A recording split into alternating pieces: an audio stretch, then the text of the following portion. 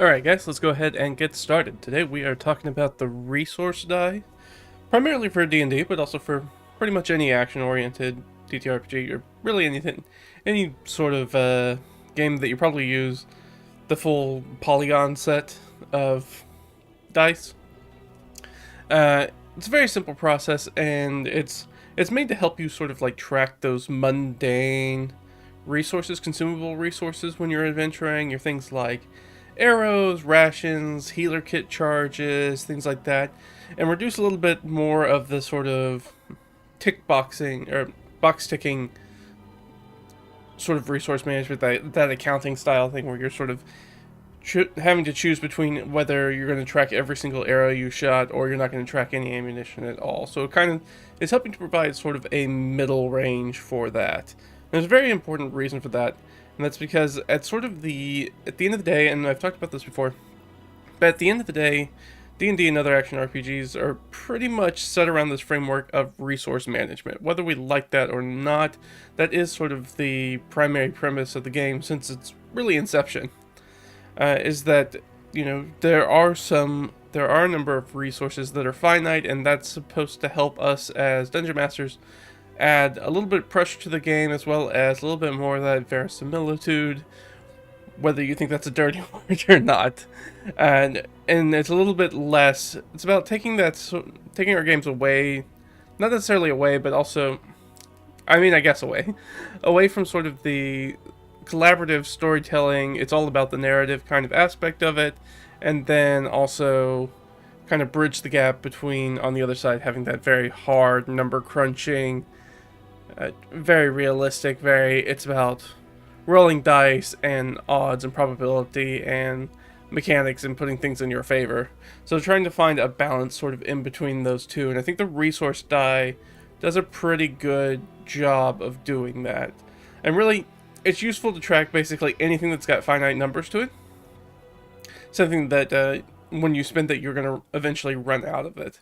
You can even do it for something if you wanted to, like a components pouch or something like that. This components pouch is kind of, you buy it one time and it's supposed to always have all the components you ever need for it for spells, which is a little weird. I'm really not sure why they put the components pouch in 5e when you could also just have like a crystal or an orb or a staff or a wand as your arcane focus and not need the components pouch. But it is a good backup. We've talked about that before. It is a good mundane backup for a spellcasting focus. Just in case, you know, somebody takes your wizard's wand. But let's go ahead and sort of get into it a little bit. So I'm going to hop us over there to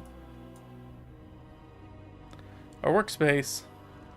And, well, actually, before I do that, I want to say that I missed the last streaming thing. I realized when I was getting ready to get up that morning to do the streaming, and why I was feeling really tired. And I was like, oh right, because I'm gonna be playing like over 13 hours of D&D within 24 hours, and so I was feeling a little tired, so that's why I didn't end up streaming last week. So one of them had to go because I had one of my games moved up, so I was going to be playing two, running and or playing, if I included the solo stuff, 3 games in 24 hours. So I was like, that's a little much, so I went ahead and sort of canceled that one since I didn't have my group waiting on me for those. But so we're going to hit back the solo RPG probably next week, just for those people who are wondering about it. Anyways, I'm going to pull you over so you guys can see what I'm seeing, and then we'll go on straightforward with the resource die and what we're talking about.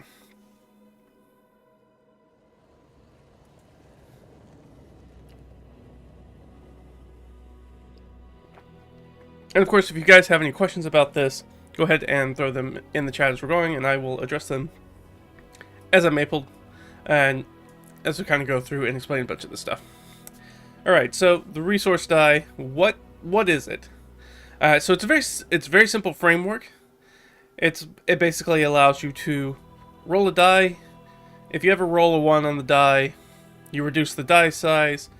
When you roll a 1 on a 1d4, that becomes 1, means you have one singular charge or arrow or day of rations, whatever that unit is. You only have 1 left, and then you use that one and you have 0 left. It's that's just how it works. It's a very sort of it adds a little nice little dice rolling mechanic rather than being like having people just check off boxes as they're using rations while they're exploring the wilderness, or every time that they shoot arrows taking a box or something like that, or the flip side where nobody's tracking any of that.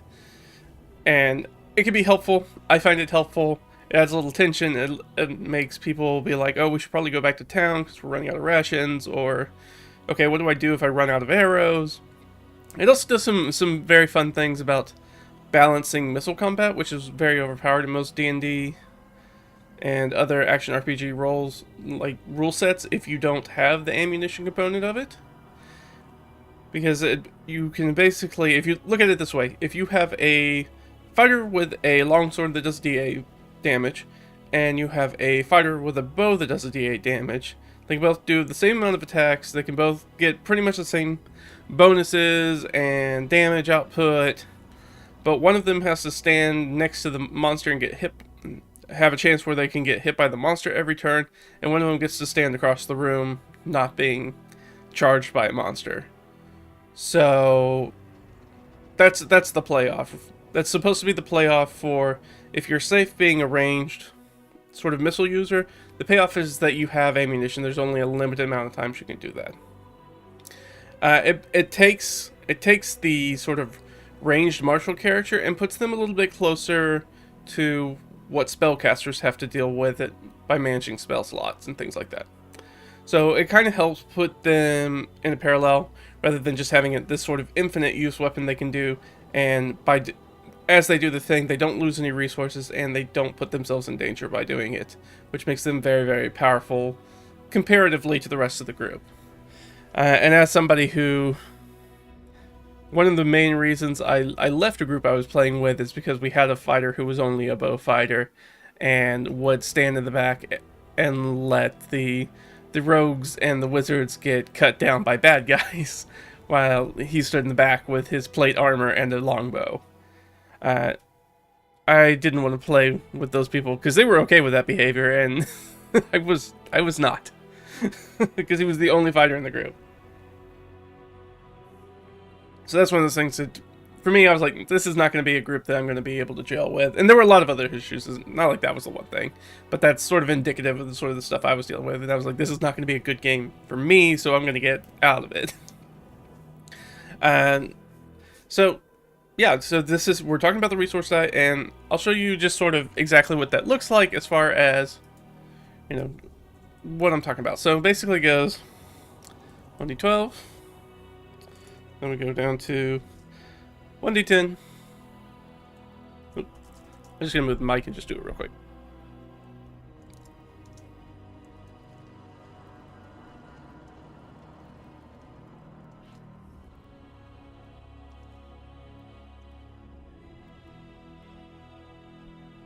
So that's sort of like what the gauntlet looks like as you're sort of pulling people through this. Is that it starts off with the D12, but not everybody gets the D12. So it's probably important. So this is really up here. Let's start it here. So these are going to mean, because the way that I do this is that what's important is 1d6. So this is basically the max a PC can carry on their back, like on the hoof. Whether that's arrows or rations or whatever it is, that is the quantity of it that they can just carry on their back. So it starts with a D6, and then, you know, how this works is that, let's say the party's adventuring, they go through, they end and they do their camp. I'll have them roll, if they're fresh, they'll probably all have D6s, have them roll their D6. Let's just pull it up and roll it. I rolled a 2. Good. And it doesn't matter unless you roll a 1. So this is for tracking resources. Dice rolls instead of tick boxes, basically. So that's usually how most people do it. It also brings an abstraction to it. So basically you're going to roll for this any time that you would have used the resources or that resource would be impacted. And actually, I'm probably getting ahead of myself a little bit. I really need to finish what I'm talking about before I move on to the next section. That's okay. So we'll do the how. Roll die. Only matters if you roll a 1. Reduce the die size. That's it. So that's very simple. So 1d6 is the number you can carry on your back. As you can see, there are d8s, d10s, and d12s. I use these. This is the reason you want to bring vehicles and beasts of burden on your journey, is because they allow you to carry more resources, which means you can spend more time outside of town before you need to like go back and resupply, which can be really, really useful.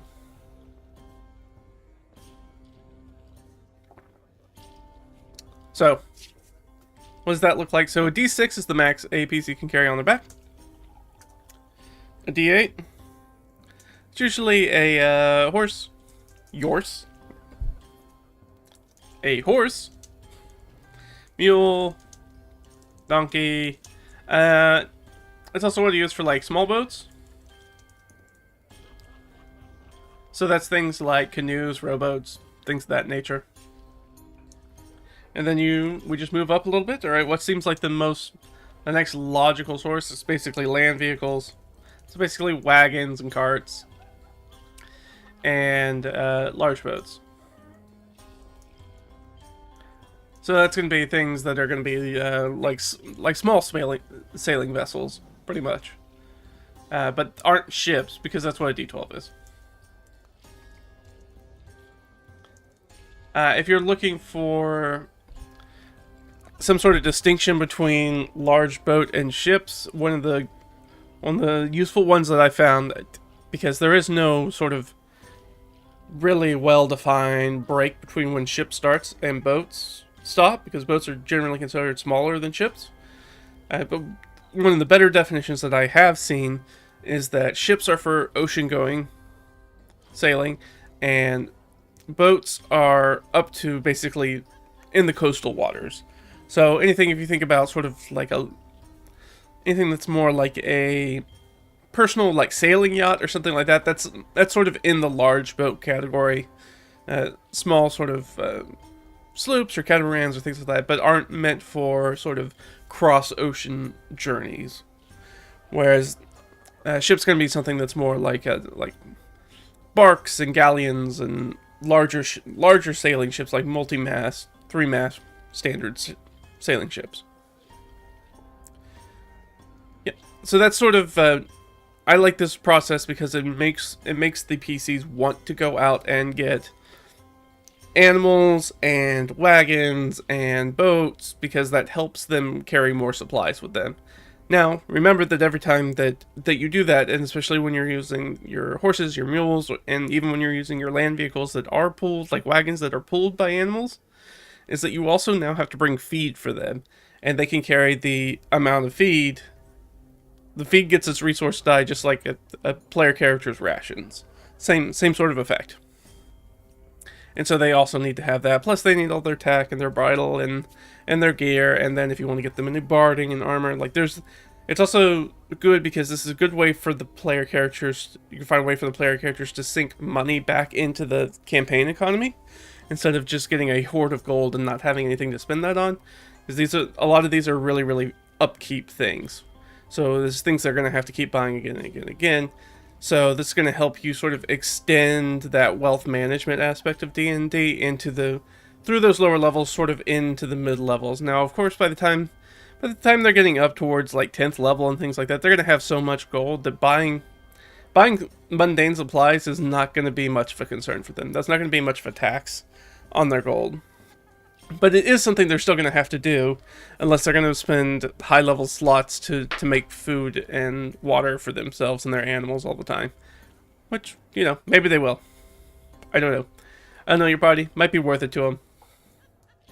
But that is a spell slot that somebody's got to spend every day, or you guys all go hungry, which is not great.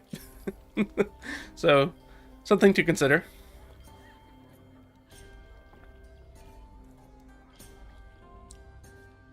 So yeah. And those resources, again, that we're tracking, let's say, like mundane resources, like rations, ammunition. I like healer kit charges. Healer kit charges. I like that one a lot. Because the healer kit comes, I think, with 10 charges. And it's nice to have that be on more of a abstracted thing. So I talked about, so you're going to be rolling. We'll move on to the house section. Again, if you guys have any questions, feel free to drop them in the chat and I will address them as I can. Let's say, how do you use the resource die? So you roll when, let's say after a scene. After a scene, when you would have spent the resource, or it was otherwise affected by the nature of the scene. So that first part's pretty obvious. Probably understand that pretty easily. If we have a combat encounter and our ranger shoots a bunch of arrows, they need to make a check for that. Afterwards, if they have their quiver, let's say we've already had a number of combats and they no longer have a D6, they have a D4 quiver, and they roll to 4. My arrows are fine. And this sort of abstracts both arrows that are in the quiver plus arrows that they could recover from the fight area as well. Or what they can scavenge off of bad guys if they also had bows. So it kind of takes all that abstraction of all these different little activities and then just kind of folds them all into sort of a singular role. Rather than spending a bunch of time being like, okay, go make an investigation check. Okay, make some sort of random number check to see how many arrows you pick up and see if they can work with your bow. Yes, they look like they can work with your bow. Instead, it's just, okay, at the end of the combat, roll your resource die for your arrows. I rolled it, it's fine. Okay, you're able to collect enough arrows and scavenge arrows off the corpses that you feel like you have an appreciable amount of arrows that you did to when you started. You're not down to 1 by any means, which would be the next step. So again, very simple, very much sort of abstracts that so you can use it and make things just flow a lot easier while also giving this sort of pinch to be like, hey, remember, this is every time that you use these arrows, it's a finite resource. And when you use them, you're going to have to roll and then you can run out of them. And if you're a ranger and you're a bow ranger and shooting arrows is your thing, that's not something you want to happen. So you're a little bit more thoughtful about how and when you spend your arrows to shoot. So you roll after a scene when you would have spent the resource, that's very clear, or was otherwise affected by the nature of the scene. So what exactly does that mean? What I mean by that is simply that it's a good way to start bringing that resource management back in based off of other things that are going on, not just them using the resource. So the classic example that I usually use is that, okay, the players ford a river, they get across the river, somebody fell in the water, somebody failed their athletics checks or whatever it was to get across the sort of clapper bridge or however they're getting across the water, and they fell in the water. Okay, when you get to the other side, I need you to make a resource die for your check for your rations to see if any of them got wet or got spoiled or anything like that. So you can also look at it that way to sort of reduce rations and other things. So let's say that they were fording that river, somebody fell in the water, get to the other side, they check their rations. Okay, good, their rations are fine. They didn't get completely soaked or anything. They stay relatively dry, so you should be good. Not a lot of it are ruined. And this helps talk about not just especially with rations, like you eating them, but also bugs getting into them, they just spoiling naturally, they getting wet, all those sorts of things, bringing into those sort of abstract things. Another good one that I've seen is taking somebody who has arrows or crossbow bolts or something like that, and then they fall down a pit trap, they hit the bottom, depending on how things go, might have them roll to see if they snap a bunch of arrows when they hit the floor of the pit trap after they fall down in it. If I'm feeling, extra mean, or maybe they didn't take a bunch of damage, or I just want them to have that pinch, I'll just call for the roll. It's not an always will thing. It's kind of the nature of how I describe them falling, or what they try to do to sort of like reduce their falling or something like that. It could be as simple as you can bring it out at fun times too. It doesn't always have to be super serious. Like you could have somebody with slippers of spider climb, and they're like, oh, okay, I've got my bow, and I'm gonna run onto the roof. Ceiling. I'm gonna run up the wall and onto the ceiling and start shooting at these guys, and be like, okay, well, I need you to make a resource die check to see if your quiver dumps out arrows when you turn upside down. They're like, oh no, I didn't think about that. All right, let's do that. So you run up there, d6 of arrows, you roll it. Okay, you're fine. So yeah, this is how the resource die works. So you don't have to be super bashful about calling for rolls on it, because there's still only even down when it gets down to like a D4, that's still only a 25% chance that they're gonna fail, and then it's lesser chance the higher we go. So don't feel too bashful about calling for one of these rolls. There's a low likelihood that they're gonna fail them. But also keep in mind, especially when you're planning dungeons and things like that, that there are resources that they can find that will allow them to probably recharge some of that ammunition. So have a place where they can find a cache of arrows or something like that, where you can use it and be like, okay, you find enough arrows to actually bump your arrows back up. So that way they can resupply a little bit in those finite things. Because unlike spell slots, which you get back on a rest, you're not going to get arrows back on a rest, or rations back on a rest, because they're a tangible item that we have to buy. They're not a sort of like inherent power of our creatures, of our player characters. So that's sort of the basics. So, and everybody's sort of on the same page about what it is and when you roll for it. The only thing I'll add in here is I'm going to add a little rider here.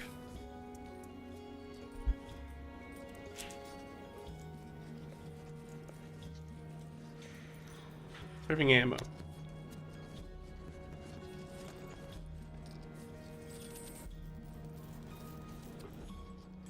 Oop.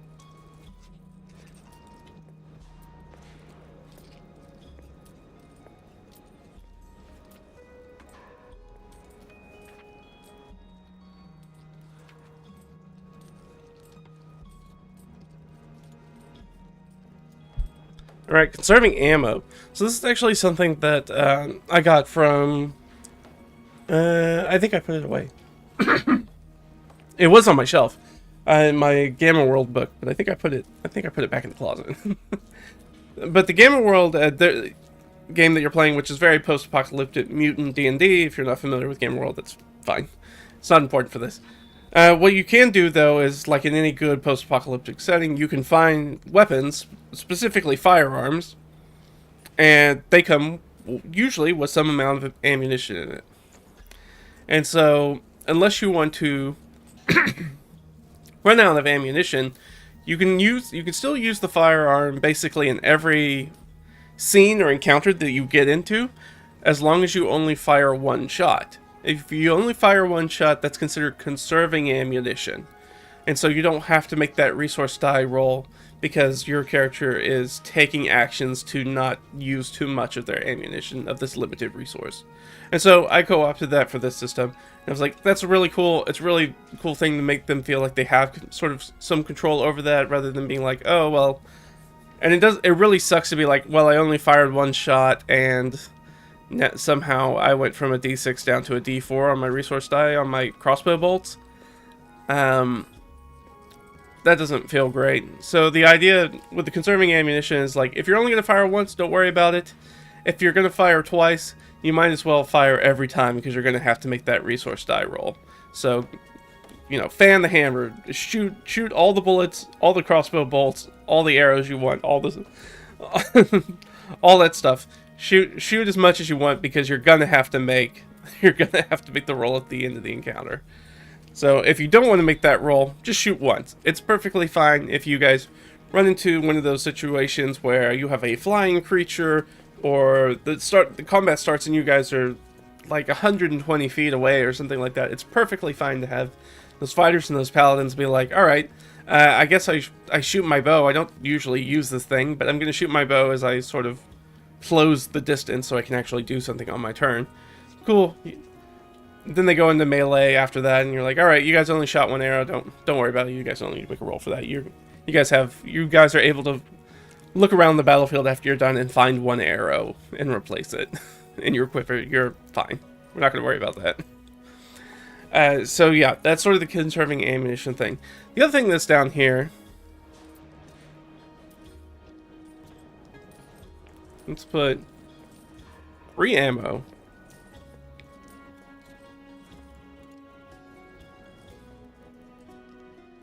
Not always, I should say. Slings usually have infinite ammo. Look,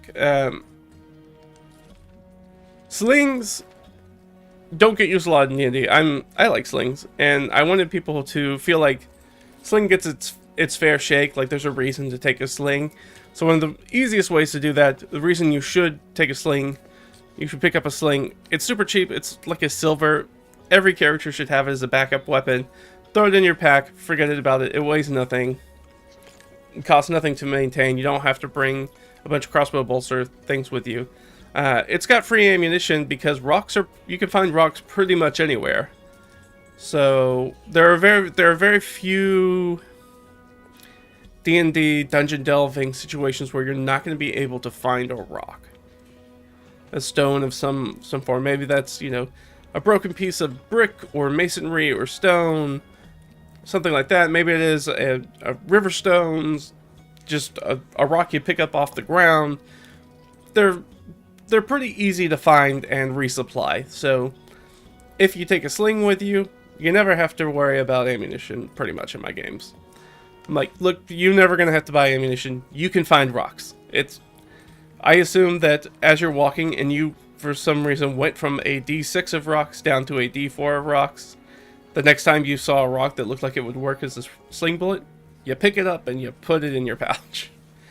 And that's all. That's all. So it's a great way, I think, to have people use slings more often. Especially as a backup weapon that doesn't really weigh a whole bunch or cost a lot of money, anything like that. So you have conserving ammunition, you have free ammunition, and so it gives you a pretty good overview of how everything kind of works together and how you would use that. Other things that you can use this for, so we talked about ammunition, we talked about animal feed, we talked about things like healer's kit charges and rations. Other things that I often use it for is like torches or lantern oil, things of that nature. Use it for that. You can also use it, I don't think I've done this in the game, but I've considered doing it. Using it for like repair materials. And by that I mean, especially once we get into this area like here, if you have a group and you guys are pulling in and you guys have decided to pull your resources and you're getting animals and you're getting extra vehicles and ships, those things need to be maintained and cared for, whether that's, the tack and the harnessing, the ship needs, of course, carpentry repairs, sail repairs, all those sorts of things.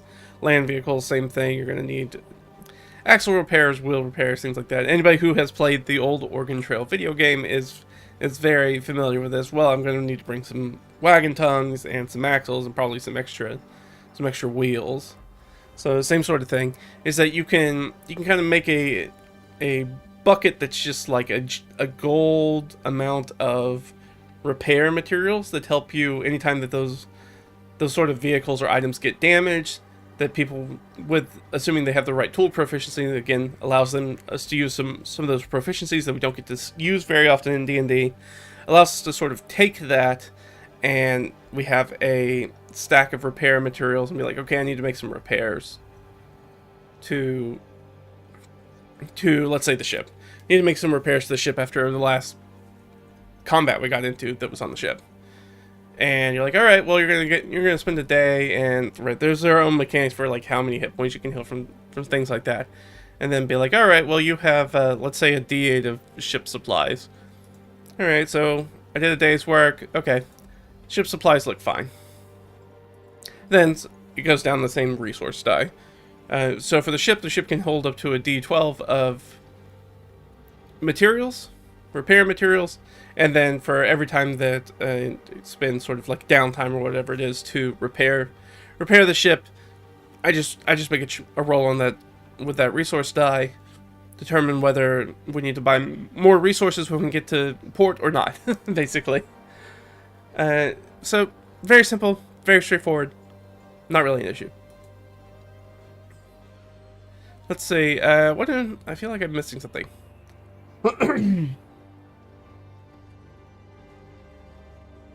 Writing supplies, that's not one we talked about, but that would be another good one, too.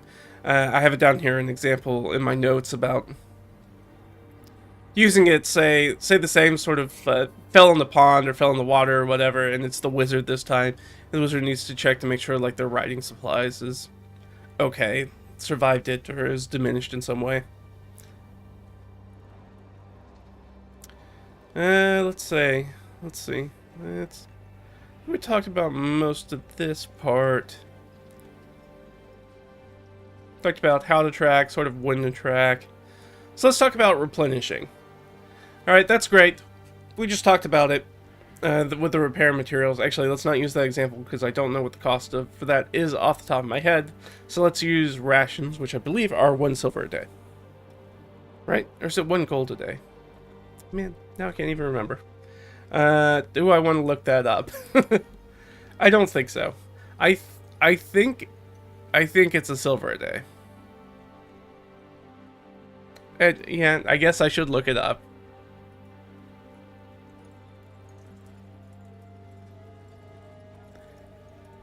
Let's see.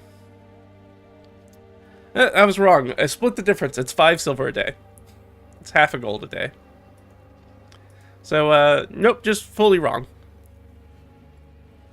And that's why I have that stuff written down in my DM binder, because I know that's the sort of stuff that I won't remember. Like, what is the cost of rations? So that's why I have that written down. I just didn't pull my thing out. Pull my DM notebook out for this video. Usually I do, but I didn't this time. So it costs 5 silver pieces. So let's say that we got back to town. Let's say our player character has a D4 of rations still left. They have a D4 of rations still left, but they want to go ahead and make a purchase and go ahead and get themselves all the way back up to the D6. So the easy way that I do is I just take the price, the unit price, which was 5 silver pieces for a day, and then just roll a D6. 1. Okay. So it only takes them one unit, so 5 silver pieces to buy up. There's a sale, and your character's able to haggle for a really good price, something like that. So, very easy. But on the flip side, I could roll a 6. I didn't. I rolled a 4. But if I had rolled a 6, it'd be like 3 gold. It'd be like, oh, that's kind of expensive for rations. And it just kind of gives you this idea that, alright, well, you know, you're never really going to have a 100%. It will always cost 5 silver to replenish this. There's going to be times where, especially in very, very low levels in my games, where you get back to town and you go, okay, I'm going to go buy some arrows, and be like, I cannot pay that much. It's too much for me. I can't resupply here because I don't have enough spending cash. Be like, oh, well, sorry. You're going to have to, if you don't have enough money for that, do you have a silver piece? You can buy a sling and you can have free bullets. Yeah, I'll take a sling. Until I have enough gold to be able to resupply arrows. So it kind of gives them some options and different things to do, and kind of add a little bit more of a free market kind of feel to buying things, especially these sort of mundane things. And you might go, okay, well, I don't want to pay that much for rations because I feel like I can get them cheaper somewhere else, and be like, okay, You will haggle for it next time. Hopefully you don't run out of rations before then. So let's say that you had 0 rations and we wanted to buy all the way back up to that D6. We do the same thing we just did, except we're going to combine all the steps to get there. So the steps are, so if we were going from 0, right here, so we want to get up to a D6. So that's 1 plus 1 D4 plus 1 D6. And then we'll multiply that all by 5 silver pieces. Alright, so we got to buy 1, just right offhand to get us to the 1. Then a D4. Okay, so 3 total. Actually, I can just put this in here. Alright, I can just put a +1. There we go. And we're going to add the D6 to that. It's going to do the math for us. So, 4 plus 2 plus 1, 7. Perfect. So 7 times our 5 silver pieces, 35 silver pieces, 3.5 gold. There we go. We pay those resources to get our resources all the way back for our rations. Do the same thing for our arrows. The unintended consequence of this is that in the long term, it does actually make mundane items cost more. There's always the chance they could kind of cost less, but in general, they're going to cost more. Also, these items are so cheap as for adventurers that as dungeon masters, I don't really care. They're going to have enough money to buy these things. If anything, it's better that these things are more expensive if they're readily available. Just to help balance a little bit the wealth mechanics of D&D, which are very much gold heavy in the PC's favor. So there should be, you can consider this maybe a little bit of economic inflation back towards their way. That's a nice way if you want to spend an in-universe way for it, is that there's only a select audience of people who buy this sort of supplies and gear on the regular. It's mostly adventurers and travelers, so the market demands between scarcity and its value. So sometimes things are expensive. is the easy way to say that. Sometimes things are just expensive. I don't know. I don't know who your players are. They might grouse about that. So you might make a decision one way or another. Or you're going to have to figure out some other way to do the resupply if they're buying it. But that's the way I do it. It doesn't take a lot of energy, and most players that I've had experience with don't care one way or the other, because you're talking about such a small amount of money anyways most of the time that they're like, yeah, whatever. And it's between that and overcharging people for inns, which I think DMs are more likely to do. Which is a little weird. Just be like, oh, well, you can stay in this inn for, you can get a cot for 5 gold a night. And I was like, a cot for 5 gold a night? That's in the game. I should be getting like almost patrician style digs for that. I should be getting the nice suite at the hotel, the junior suite at the hotel. I shouldn't be getting a cot in the corner for 5 gold pieces a night. So kind of balance it back that way. Alright, let's see. Other things. So that's replenishing it. Very, very easy to do.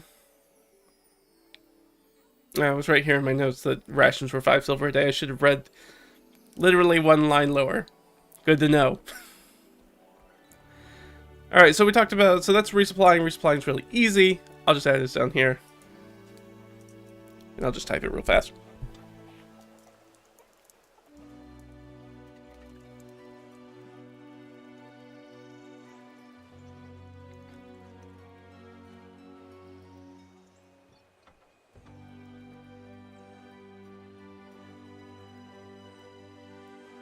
But combined.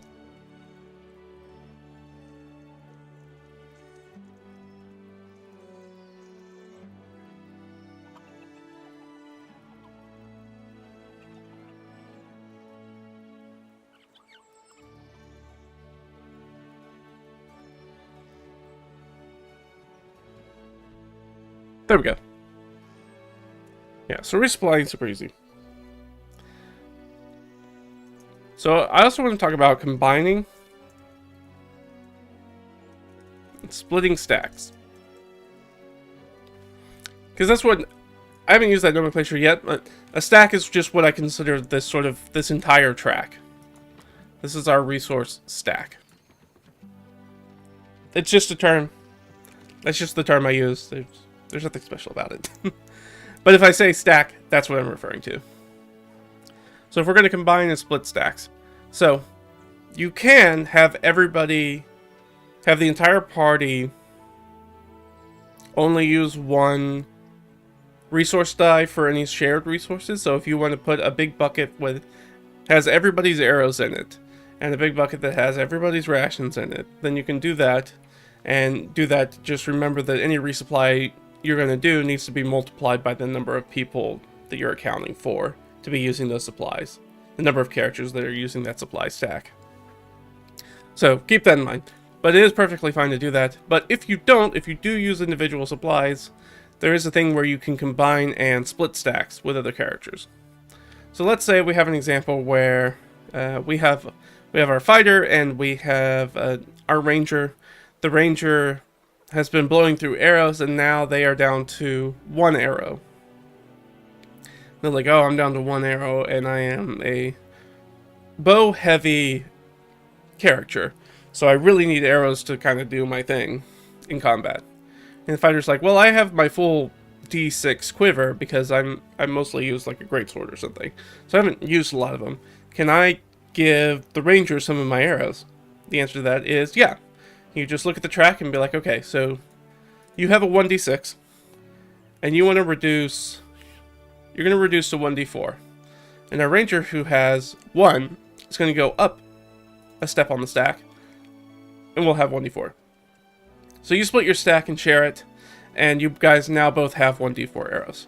Of course, the more pertinent thing to do would be to actually probably just swap and just let the fighter have 1 arrow and let the ranger have the full d6. Because again, it's more optimal play is to combine as many stacks as you can, because the higher this number is, the least likely it is you're going to roll a 1 on the die. So the higher the die, the better. And so you could be like, okay, the fighter could be like, you know what, I'm just going to give you all my arrows. And I just won't have any. So I'll go down the stack. And they go, okay. So that was 1. Then you're going to give me... So if he has a 1d6, he basically has a 3 stack, right? He has a 1, a 1d4, and a 1d6. Alright. So if I add that to my 1, so that would be the 1. That'd be the 1d4, and that would be the 1d6. And be like, oh, actually, I can't carry that many arrows, so you should probably keep at least the 1 arrow. Now, if they had a mule with them, they'd be like, yeah, absolutely, and I'll take them. And then I'll have it on my mule. And I'll take that extra, I'll split that stack back down and put that 1 arrow on the mule. And then I can have 1d6, and then if I go down to a d4, I can go back over to the mule, get that 1 back out, and now I'm back to a d6 if I need to. So that's an easy way to do that. But if you want to take everybody's rations, like I said, and do it as a group, and then be like, alright, we're going to put all our rations in the wagon. This is the point you go, alright, just remember, you don't want anything to happen to that wagon or you're all out of food. So keep that in mind. If you guys are putting everything all together in one bucket, don't lose the bucket. So you need to make sure that the wagon doesn't get stolen. You want to make sure that the wagon doesn't break down somewhere or you're not going to be able to carry all your stuff. You want to make sure that nothing happens to it. Like I said, it goes into a river or a pond or something like that, or it gets damaged in some way and you lose rations that way. Right now this becomes a valuable thing that we need to protect with our lives, which is good. That can be really good, especially for sort of a traveling adventure. And then you can give motivation to your monsters that's not kill the party. The example that I usually use is a raiding patrol of goblins attack the camp, like while they're camped or something like that. And they're not really focused on killing the player characters. They're focused on grabbing anything valuable that they can find, and running off into the night with it. So that kind of shifts their priorities as to what they're trying to do in the encounter, and it may shift your player's sort of actions about how they respond. And they're like, yeah, none of the goblins are coming to attack you guys. You guys are just waking up as you see these goblins sort of like carrying off boxes and crates and barrels and stuff into the night. And so they're like more concerned less with killing the goblins than making them drop their things. And trying to do some damage control where they're not losing rations or feed or bolts or any other, like money, if they keep money in the wagon, that sort of stuff. So looking at it from that aspect too, just kind of give them more things to worry about and broaden the context for things that are like combat encounters that are not just monster kill PC, PC kill monster. So now there's other things going on, and people have this sort of asymmetric combat encounter. There's this sort of dispute, this sort of loggerhead that's happening, but they're not necessarily going at each other directly like you would be in like, I'm going to kill you, you're going to kill me. They're more like tangentially opposed. Like, I'm trying to get the supplies. Well, I don't want you to have the supplies. So now this is more like a competition towards the same thing rather than just a straight up sort of murder fest. And again, the goblins, in that example, the goblins are there for the supplies. So if their morale's going to be really low. So if it becomes very dangerous, like the supplies aren't worth anything to them if they're dead. So they're going to prioritize their own life. So if it becomes, okay, this target, these people are way too hard of a target. They're going to be way too hard to steal from. They'll run off. But you still, maybe screwed up their long rest, so they're going to need to rest longer. They may have gotten away with some of the supplies. You can do those resource checks. Sort of provide this context as like, okay, it is dangerous to camp, but maybe not. It doesn't feel as random as a lot of random encounters can feel, where it's just like, oh, goblins show up and try to kill you. Now this is, people are trying to steal from you and woke you up while they were doing it. Or maybe they don't.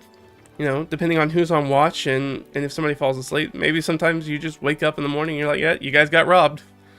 Or a wild animal got into your supplies or something like that. If you guys will make a resource die check for me, and let's see if you guys lost anything of a lot of value. You can do that. So that's combining and splitting stacks. It's very, very simple.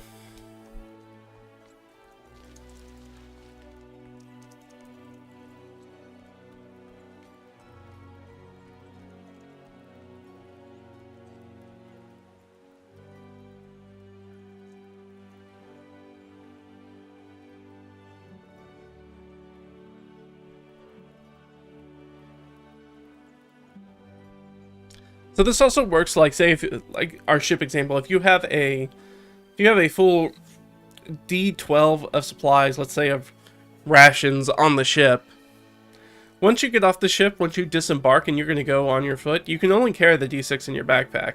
So you have to split off that piece of the resource. So you go, okay, so a D12, okay, that would be 1 for us on our back. That's going to be 1D4 on our back. And then that's 1d6 if we take the max in our backpack. So then there's a d6 of my rations on the ship for later that I can resupply out of, but there's also a d6 on my back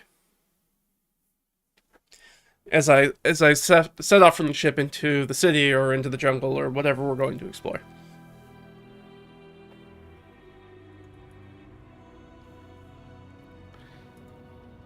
So pretty simple. Gives you this extra little crunchy bit of resource managed kind of tactical kind of element to, especially if you're doing something that's like a hex exploration kind of game, or some sort of game that you want to put more emphasis on sort of managing those resources, so that way you can have that tension and that balance that's inherent to having those things in the game as they are intended, instead of doing sort of the hand wave thing that we do most of the time in a lot of D&D games and lots of other TTRPGs about, oh, you don't need to track arrows, or you don't need to track rations, or blah blah blah. It's like, but then that sort of, by not tracking those things, we actually push down on aspects of the game where, okay, well, now there's no point for me to have taken sort of like the Outlander background, or where I can help do that, or now my ranger feels less useful because I can't forage very well, or if you have played the lizard folk, they can sort of make their own things and they can craft ammunition and things like that. That downplays all that stuff. We have characters that have toolkit proficiencies that they can use these resources to make things. They have the ability to have those spells, to make those spells that allow us to sort of purify food and drink, or they can help us sort of maybe give us advantage on when we make that resource die check. So if we were to say, okay, I'm only down to, maybe we were tracking all the rations together as a group. Alright, we only have a D4 of rations left on our ocean going voyage, so it's kind of hard to resupply. So we only have a D4 left. We really don't, we're in the middle of the ocean. We don't run out of supplies. That would be very bad for us. Like, okay, the cleric's going to cast Purify Food and Drink. So that's going to allow us to, it's going to retard some of the sort of natural spoilage. And so it's going to help us make the rations go a little bit further. And so I'm going to let you guys roll the D4 for the resource die with advantage. So we'll take that. Didn't matter. Rolled 4s on both. So we're going to take that. Don't need to worry about it. But then that helps, makes it less likely that we're going to run out of rations, and that spell feels like a very viable spell to take for something like that. Like having something that's going to give you feast, that's going to actually give you magical food, good berries, things of that nature. Those spells are now a lot more important than they usually are in a game where you don't take, when you look at good berry, and most people look at good berry and they're like, oh, it's a great way to get like 1 hit point. Get like a small number of hit points back at low levels. But like actually the more powerful thing about good berry is that it gives you a full day's worth of food very easily for probably the entire party. Which is very critical if you guys sort of run out of supplies at any point. So we did our replenishment. This is what we're going to talk about. I already talked about slings. Let's see, what else? Splitting and combining resources, we talked about that. Resupplying resource dice. Infinite bullets. Oh, I should do the rough calculations. Okay, so here's the rough calculations if you wanted to know sort of how many charges you're going to get out of this. So for a D12, you're going to get roughly 20. And for our D12, you're going to get roughly 14. Let's do it this way. A little funny to do it that way, but that's fine. Oop. And when it comes to your D8, that is about 9 checks. A little in there.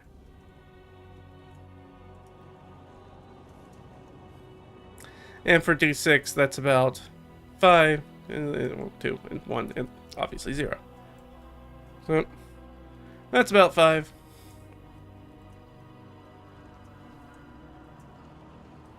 It's about 2. So it kind of gives you an idea of about... Nope, that didn't work. So it gives you an idea of sort of about... Yeah, I mean, the one's pretty finite there. Can't have an average one, so...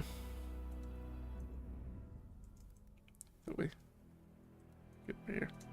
That's fine. So yeah, it kind of gives you an idea of why it's so much more helpful to have those higher dice sizes, because you're gonna run through so many more checks.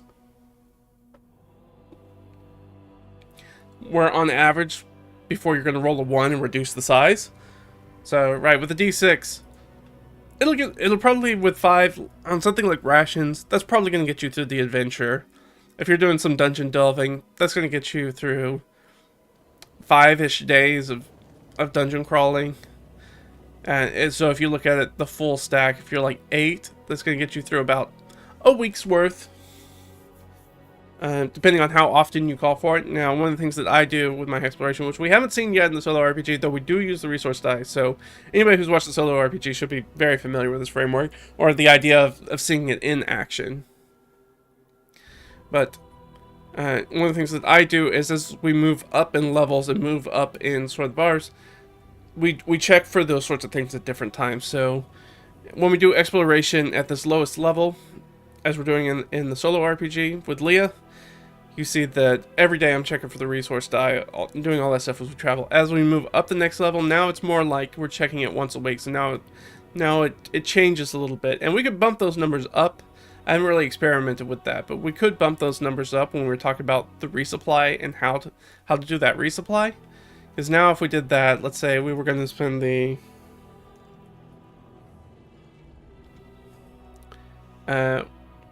what was it that I had said for the rations? That was going to be 35 silver. Take 35 silver, but now if we're changing from a day, checking it every day, to checking it every week, we just kind of multiply those days out. And yeah, that gets a little wonky because, yes, technically you're carrying more, like, exponentially more food than you were previously, and that's weird as you get into higher levels and you make those checks less and less and less. I don't know. At some point, it's not that super important to the game, and you're not, once you get that high, as long as you spend the initial investment in that money, the likelihood that you're going to run out of rations and stuff like that once you get to the higher level, it's not going to be super common anyways. Starving is not going to be a concern of your NPCs, or exhaustion from starvation is not going to be something that your PCs are going to be worried about once they're like, when they're like 16th level characters. They're not going to be caring about that stuff. It's almost impossible for them to do that. They're going to have spells that would be like, oh, I just use one of my first level spells for Goodberry. It's fine. We're not going to worry about this. As long as they sort of make that investment. And then part of the idea is also that as adventurers get to a certain level, they almost always have a bag of holding or something on that, so it makes more sense that they can carry a significant amount of mundane sort of supplies than they used to be able to, and they have ready access to that. Sure, in those low levels, you can only have as many arrows as you have in a quiver, but once you have access to something like a bag of holding or a quiver of the endless, if you really want to get the magic item that means you don't have to worry about having ammunition, then it feels like something that is an investment for you if it improves the way that you play the game, both in character and out of character. That really feels good. If you have a character or a player who's just doesn't really like the resource mechanic, even though they're using it, and be like, all right, well, there's a way that you could get, it can be like a little side quest or something. All right, there is a way that you hear a rumor about a quiver that never runs out of arrows, and then that can be its own sort of like little side adventure, dungeon delve or something like that, or maybe it's negotiation, or maybe they steal it, or however they want to get their hands on it, and whatever adventure you want to make. But gives them an opportunity to be like, okay, if you want to go do this thing, you can go do this thing. Usually for something like side quests and things like that, I'm not going to give you a level up for it. I'm not going to track sort of like your XP as far as leveling up the characters, because you are actively going for a very specific reward for a character, and it's not really furthering the actual narrative of the game. This is like its own side thing. You are doing the side content, side quest specifically kind of to get this one really nice item that's worth a lot of money. So that's the reward for going on the side quest. Plus, I mean, you're going to get some other treasure too, but I'm not going to reward you a level for doing a side quest. Because that doesn't really work with the way that I interpret how you do milestone XP, which is the sort of level up criteria that I use. For me, it's usually you need to finish some sort of important mission or quest or whatever it is. You bring that to a conclusion, then you get a level up. Doesn't mean that you have to be successful, but you do have to like book in the adventure. You'd be like, okay, it started here, we got everything done, that's the end of it. This feels complete and totally taken care of. There aren't just a mess of loose end threads. We didn't just sort of like take this one thing and just make it a big mess. Like we contained it. It feels like we have done everything we were supposed to do with this. If that criteria is met, for good or for bad, yes, you guys get the level up. Not gonna worry about that. All right. So what else can you use this for? Let's do that. So, obviously, the resource die is primarily meant for tracking resources. But there are some alternative uses that kind of use the same system. So I kind of want to talk about those a little bit. So we kind of talked about repair materials. That's one of them. That kind of falls outside the sort of usual. The other one, the alternative ones, is durability. which can be a good one. So if somebody has a specific, don't know what I meant to do, has a specific type of tool or piece of gear that they use pretty often, and you want to be like, okay, they're doing an application or something like that, and I want there to be a sense of tension, a sense of potential that they could lose this thing. So sometimes I might be like, okay, well, let's roll a durability test. You're using, let's say, your thieves tools, and I want to see like how good your thieves tools are doing, because you've been unlocking a lot of locks and disarming traps and that sort of stuff, and be like, okay, I feel like thieves tools in general are pretty not fragile, but not fragile, but they're more like they're not super durable. Let's put it that way. So they're not super durable. I think that they're very easy to bend or break by their nature because of the work that they do. They're very fine instruments. Delicate, that's what I was looking for. Delicate is the word I was looking for. They're delicate instruments. And so I think that they should only have a durability of, say, a D4. Okay, you're working on this lock, and I might do this as a failure, so there's a consequence for failure. Because one of the things we run into, especially with things like thieves' tools, whether that's disarming traps, disarming traps usually has its own consequence. But consequences like, oh, there's a locked door, and I failed at picking the lock. And we get into that weird space where it's like, okay, what stops me from just trying to pick it again? Or, especially if there's not a trap on it. And you're like, okay, so there must be, if I'm going to call for the roll, I shouldn't call for the roll if they're going to have unlimited attempts to open the chest. Given enough time, they're going to figure out how to get the chest open. There's no need to roll for that. But then that doesn't make the rogue player feel great, because they're like, look, that's my thing, is unlock things. So what is that? So this is why I might bring a durability test and be like, okay, well, you failed to unlock the chest. Let's see, did you damage any of your tools while you're doing that? So let's roll a d4.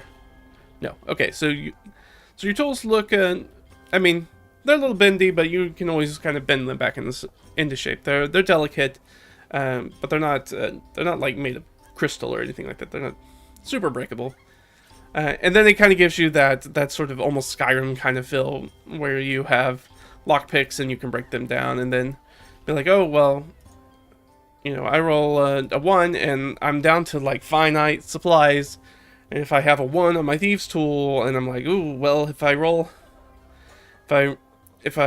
fail to unlock a lock again, then I'm probably gonna end up breaking these tools, and then we're gonna be out of thieves tools. So we need to make sure we're gonna have to give me every bonus possible to unlock the next thing that you guys want me to unlock, team, or we're not gonna be able to unlock stuff, and we're gonna have to rely on the barbarian casting using his lockpick, which is an axe. So if we don't want to damage anything inside any of these chests, and we want to make sure that I'm capable of disarming traps in the future, we need to you guys need to help me out here.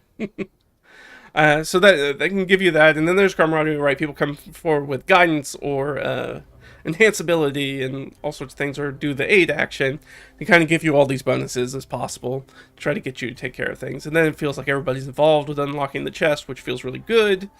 That everybody sort of is able to bring their sort of thing to it, and you guys get to all share and like, hey, I helped. I am also part of the thing, and it wasn't just we sit back and let the rogue do his thing, where he makes one check and then opens up the chest or whatever. So it kind of gives you that idea, which is nice. So that's one way of doing it. So I do like durability, thieves tools, let's say crowbar, etc. Basically anything that's like that's a routine tool that you might use. So I said a thieves tool is probably like a D4, like it's a pretty delicate. Okay, see, just rolled the 1. So that would be bad for us. Now, this is also the great part where if you had the wizard that has like the mending spell or something like that, can step forward and use mending on it and be like, oh, I was able to fix your thieves tools or things like that. Right, bringing these options where we can actually make use of all those cool utility spells that are in D&D that don't get a lot of fanfare, right? We don't get... How often do you really see mending pulled out in a campaign? Like, mending is very, very specific, and if you're not doing anything that sort of damages mundane gear, then mending's never going to be a useful spell for anybody to have in your campaign. But this does provide those things to do, like enhance ability, to do all those extra things, like haste, things like that, because I think haste also gives you advantage on dexterity ability checks, not just saves. I think it does saves, but I think also dexterity ability checks, which would be useful for that. But yeah, but also we can use this for all sorts of items. So if we used a crowbar, for example, a crowbar probably doesn't have a D4 when it comes to durability. I'd say it probably has more like a D10. I mean, it's a piece of iron, right? Yeah, crowbar's fine. Your crowbar's fine. Your crowbar does the crowbar thing. And then sometimes on some of these, maybe it doesn't make sense to reduce it. Like the Thieves' Tools has a bunch of tools in it, so it kind of makes sense to reduce it. Same thing if you wanted to be like, you have a character that's got a side hustle. Maybe they're an elf, so they have an extra 4 hours in the day where they're doing like, using their wood carving tools or something to do a little side hustle to make like a little money on the side or something like that. So when they show up to town, they have their carved little figurines that they try to sell off to people. Be like, all right, well, I think you can roll a d6 for your wood carver's tools, and every time that you use them, because if not, they're going to get blunt, and you're going to need to get them sharpened. Do you actually have a whetstone? The answer is probably no, because why would a character in D&D have a whetstone? Because they, as far as we could tell mechanically, and especially in 5e, the whetstone doesn't do anything. But what if the whetstone did do something? What if it did allow you to take care of this thing? What if the whetstone itself was the resource? Now you're thinking. Now you're like, okay, well now you have a d6 worth of whetstones, because you typically have more than one whetstone, to sort of sharpen blades and things of that nature, depending on the type of blade and the grain and what you're trying to do with it. So you could have like a blade care kit, kind of, with the oils and all sorts of stuff in it. So you could have that, and that could be the resource, and be like, okay, well, you need to resharpen your tools after you use them. Okay, I resharpen my tools. Alright, your whetstones and everything look fine. No need to worry about it. And then you can run back into town and be like, alright, I need to buy some more whetstones. And again, another sort of outflow to get the player character's money back into the economy of D&D and out of their pockets. Get them stuff to spend money on. Sure, it's a little bit at a time, but it also kind of gives them the feeling like they're doing stuff, and as they're creating stuff, you know, there is a cost that comes with that. And if they're selling their wooden figurines, they're going to make plenty of money. They're not going to worry about the whetstone tax of that. It'd be like, oh, just remember that you gotta buy the things. Let's see, other things. Those are sort of the that's the sort of the big thing as far as durability. So that's a good thing to do. But you can also use it for breaking. If you wanted to, like, say, if you wanted to do a rope, and let's say a rope has a durability of a D8, we rolled a 1 with our 50-foot rope, and be like, okay, as you guys sort of coil the rope back up after you have climbed out of the hole that you were down exploring, and you realize that this rope is super frayed, and you think that the next time you use it, if you use it again, there's a good chance it'll snap when you guys put weight on it. So it's time to probably buy a new rope. So you may just want to toss this one away. So you can push it all the way to be like, okay, there's not really... A rope is a singular item. It's not like a resupply kind of thing, like a toolkit is, or whetstones or something like that. This is like, we rolled a 1, it's not any good. Or you can make it super tense and be like, hey, oh, by the way, while you guys are climbing down the rope, why don't you go ahead and give me that D8 roll to see how the rope's looking? Be like, oh, I hope we don't roll a 1. Ooh, whew, we didn't. So the rope, you hear the rope creak, but it does not snap. It does the normal rope creaking as you put a bunch of weight on it and stretch it out, but it doesn't snap while you guys are climbing down it, which is good. And so you can add a little bit of tension that way by being like, oh, because you guys didn't check the rope before you went down, now you know that's a thing you should probably do to make sure that the rope looks okay before you put a whole bunch of weight on it and you're trusting it to keep you from falling down a 50-foot chasm or whatever. So that's durability. It's all very super easy.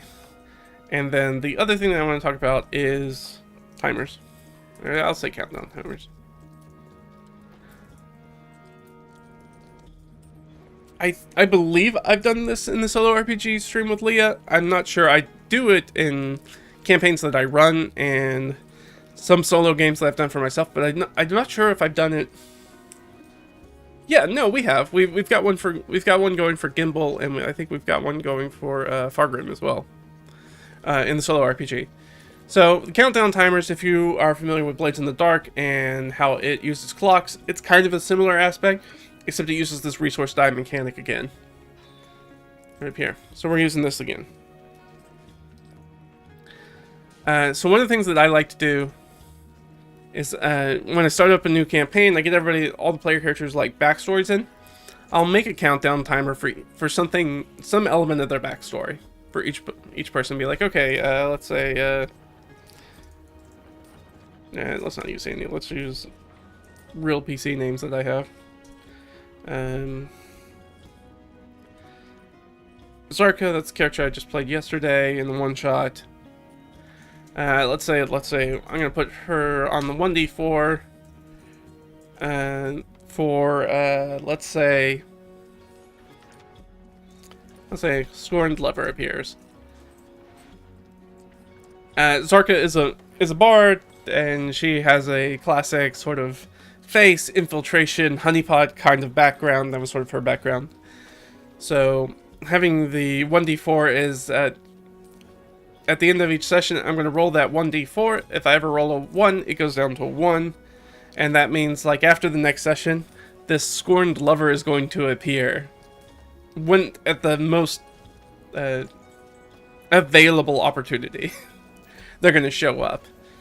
So it might be once they get back into town from an adventure, or it could be somebody they come across on the road, and usually it's just going to be some sort of scene. There's going to be some slaps, there's probably going to be some tears, there's probably going to be, some yelling, things of that nature. Who knows? If the Scorned Lover has guards on them, maybe they get into some sort of altercation, maybe they try to take Zarka away, try to kidnap Zarka, because this person's still in love with them, or wants them to do whatever they're going to do to them, and that's something the group's going to have to deal with. So that's a fun thing to kind of throw in there, and that's a personal backstory that can just sort of like work into the ongoing narrative. And so I come up with that, and I just come up with one of those for every player character that's in the game. So let's say, what else am I playing? Let's say Foxglove. These are all characters. Actually, these two characters are in the same universe, which is a little weird. And then usually I'll just move them up a little bit. Move them up that stack. So, because I don't want to get into a situation where I run into where everybody's countdown timers all hit at the same time. It's like, oh, in the next session I have to introduce these 4 NPCs who are all going to come at different player characters for different things. So I want to spread it out so it feels natural. So I usually kind of like move them up the stack as we do it. What would be Foxhole? And let's say his it's probably his sister, right?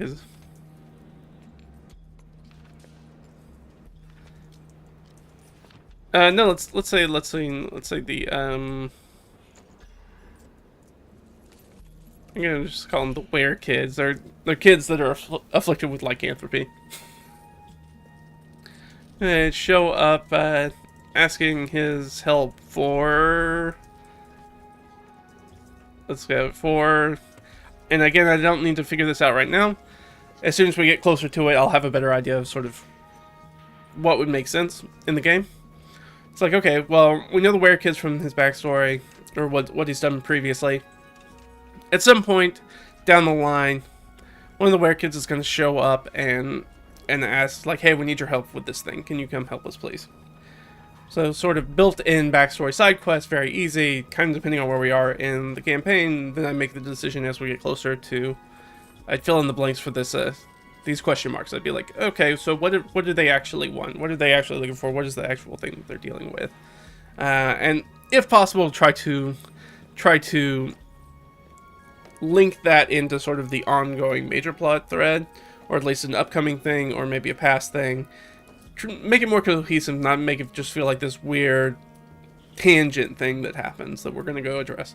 No, that it's more combined with what's kind of going on in general. So let's say that we're playing a duet game, or not a duet game, but a duo game, and we have Zarka and Foxglove. Those are 2-player characters. We reach the end of the session, and I go, alright, now that the session's over, let's see Zarka.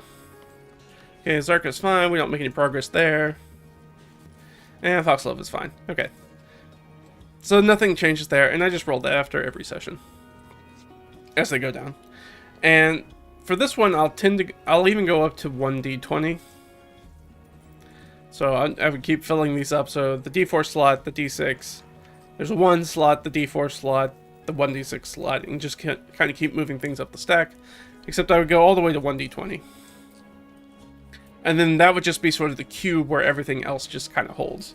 If I'm like, oh, well, this thing could come back again and be important in the campaign, so I'll put it here, and it's sort of our cue for things that kind of move down into the stack. And then I just roll a d20 for all of them, and it's unlikely that those are going to make any move until something drops into one of the previous stacks. Now, once we get sort of the stacks full up, and we start moving things out, I'll start to sort of move things down the stack as possible. But I try not to have like a whole bunch of things on D6 or a whole bunch of things on D4. I try to keep it only like one per sort of frame there, so that way it's not super confusing, and then just keep a bunch of things in the back queue. Because like I said, I don't want to get in a situation where it feels like a lot of things hit all at the same time. Everything feels super scattered.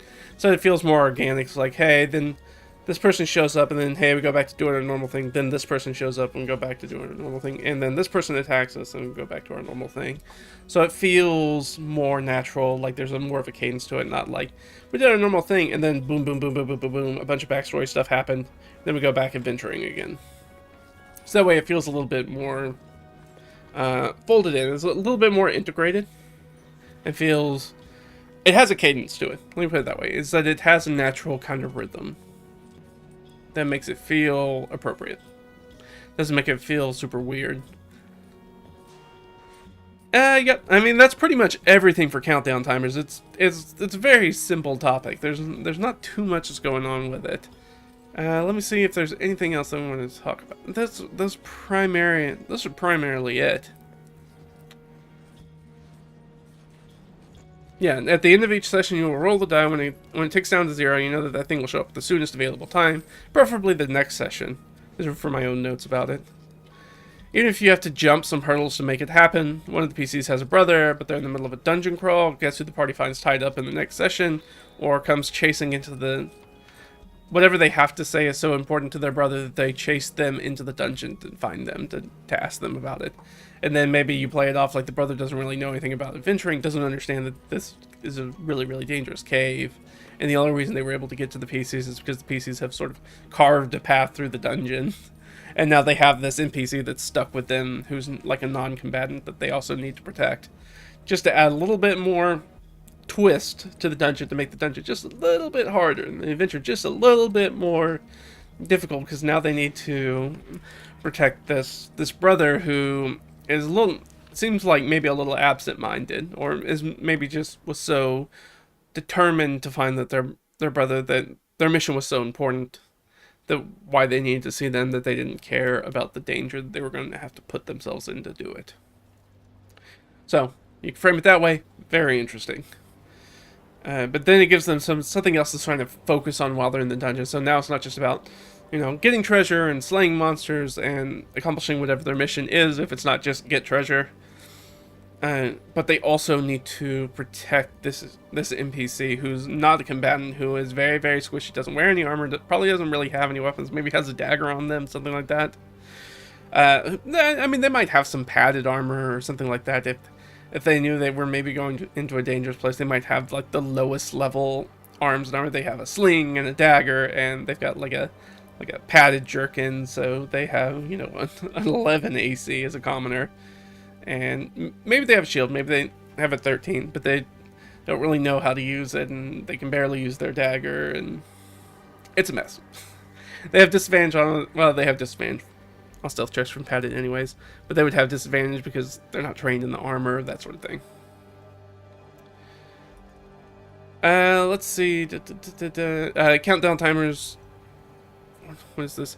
Oh, alternatively, you could drop a clue, like one of the goblins the party is sneaking up on has an ornate dagger. It is in his pommel is your PC's house crest. You remember growing up, your father gifted a suspiciously similar dirk to your older brother on his birthday. Backstory side quest unlocked. Right, having something like that is like, it doesn't necessarily have to be a person. I was just using people as an example. But you can find items, notes, anything like that, and reference to them, maybe, and notes that the bad guys have, things like that, orders, those sorts of similar things. We just need to make most of this stuff for the countdown timers. We really only need to kind of make a crumb of adventure. We need to basically have that room, have that adventure seed, and if we float it out there, and assumably if the person took the time, your player took the time to make the backstory and have that person in it, they're gonna jump on that hook, that adventure hook, like a hungry fish, and just go to town on it. And that's exactly what you want. And so then that's going to shift how the campaign goes for a little bit. And then you can do the side quest thing, which can be really nice while you're planning out your next dungeon, or trying to figure out what maybe the next sort of like bigger narrative overarching plot of the area is going to be. As you're building up that stuff, then you can go be like, oh, you guys go off and do this side adventure. And that's one of the things that I think is really useful to pull out one of those published short adventure modules, something that's somewhere between like maybe 1 to 4 sessions of play, something that's pretty simple. It can be a dungeon delve, or it might be sort of like its own little hex thing, or maybe it's a Seven Samurai thing, protecting the village against a raid against some monsters or something of that nature. Something very simple that doesn't really take a lot of creative. You don't have to wring a lot of creative juice out to sort of make that happen. While you can save some of that effort, some of that sort of dungeon master, game master juice, creative juice, and pour it back into the next thing that you're worried about running after they finish this up. So it can kind of give you a bit time to do a little bit more prep than maybe sometimes you have in that sort of week-to-week prep cycle if you're running a weekly game, where you may not have as much time to prep as somebody who maybe runs games once every 2 weeks or once every month or something like that, where they usually have plenty of time to prep. I think that I got some words of warning for the alternative uses. So for the resource durability, be judicious about the use. Running out of some of those items is not fun in a dungeon. So if you have the thief that runs out of thieves' tools, or you run out of rope in a vertical dungeon where that's going to impede their progress in a very meaningful way, where it's going to stall out the exploration, they're not going to be able to. It's going to put them in a situation where they can't continue to do the adventure. Right, it's very hard to rappel without a rope. So, sure, you might have the wizard's like, I got this, I got Featherfall, let's all just jump down into this hole. And everybody jumps down in the hole, and as they're floating down, they'll be like, yeah, but how do we get out again? I don't know. You guys slowly fall down the hole and land at the bottom. And then you gotta figure out a way to get up, and doing free climbing checks is not, most characters are not very good at that. So you're going to have to find some other way for them to get out, or you can make one of the treasures some rope, and they can find some rope to replace their rope. Be like, oh good, we found rope, now we can finally get out of there. Which is good. For mundane treasure, has a really good feeling in the game when you're like, God, because there's always like that sitting in the back of their mind that they're like, we're going through the game, we went down this chasm to get into this underground cavern area, and we don't have rope to get back out. For whatever reason, every character is out of rope. Oh, and that's just always in the back of their head as they're sort of like exploring things like, well, maybe we'll find another exit out that doesn't require us to climb out. And then they find some mundane gear, they find some rope as loot off of a fight, or they find a a room that has old mining supplies in it or something, and be like, and you find, one good rope in there, and they go, ugh, finally, at least we can get out of this place. Good, we got the rope. Everybody's happy that we got rope. And you're like, that's a great feeling, sort of as Dungeon Master, be like, I have given you this basic piece of equipment, and you are so happy to get that you found the specific thing that you need, even though it's not of great monetary value in this specific situation. It is the most valuable treasure we're going to find, because it allows us to get the heck out of here. So to do that, but that is a word of warning, so be judicious about it.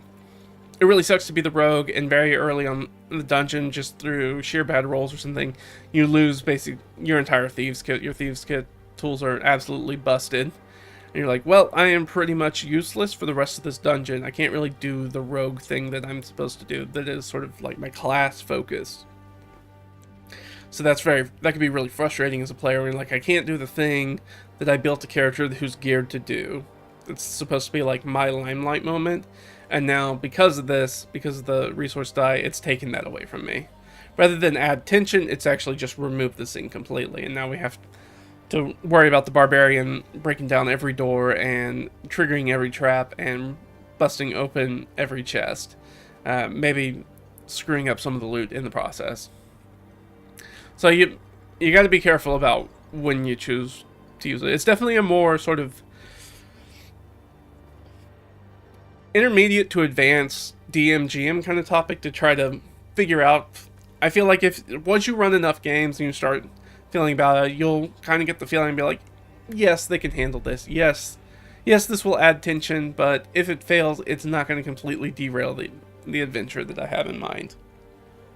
Or if it is going to derail it, and I do think that they might fail, but it's so close to the end that they're not going to be going like most of the game, not being able to do the thing they're supposed to be able to do well. So, but now we've got that tension at the end of it, like, oh, now there's one big trap, and the thieves out of thieves' tools, and the wizard doesn't have mending, and we can't fix the tools, so we're just going to have to brute force through this trap.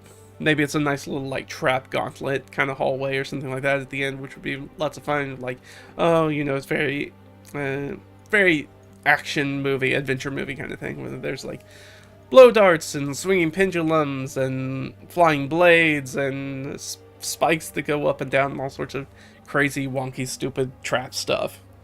And be like, oh, this is the one where we really needed the rogue to have their thieves' tools, and their thieves' tools just broke in the last door.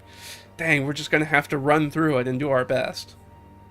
Doesn't feel necessarily like a down moment for our rogue characters. They're like, well, I mean, I don't know if I could have been able to disable that entire trap anyways. There's so much going on to it, and now it's this cool gauntlet skill challenge thing that we're all going to run through and try to hop over the spikes and duck under the poison darts and twist around the swinging pendulums and all that fun, classic, adventure-y trap stuff.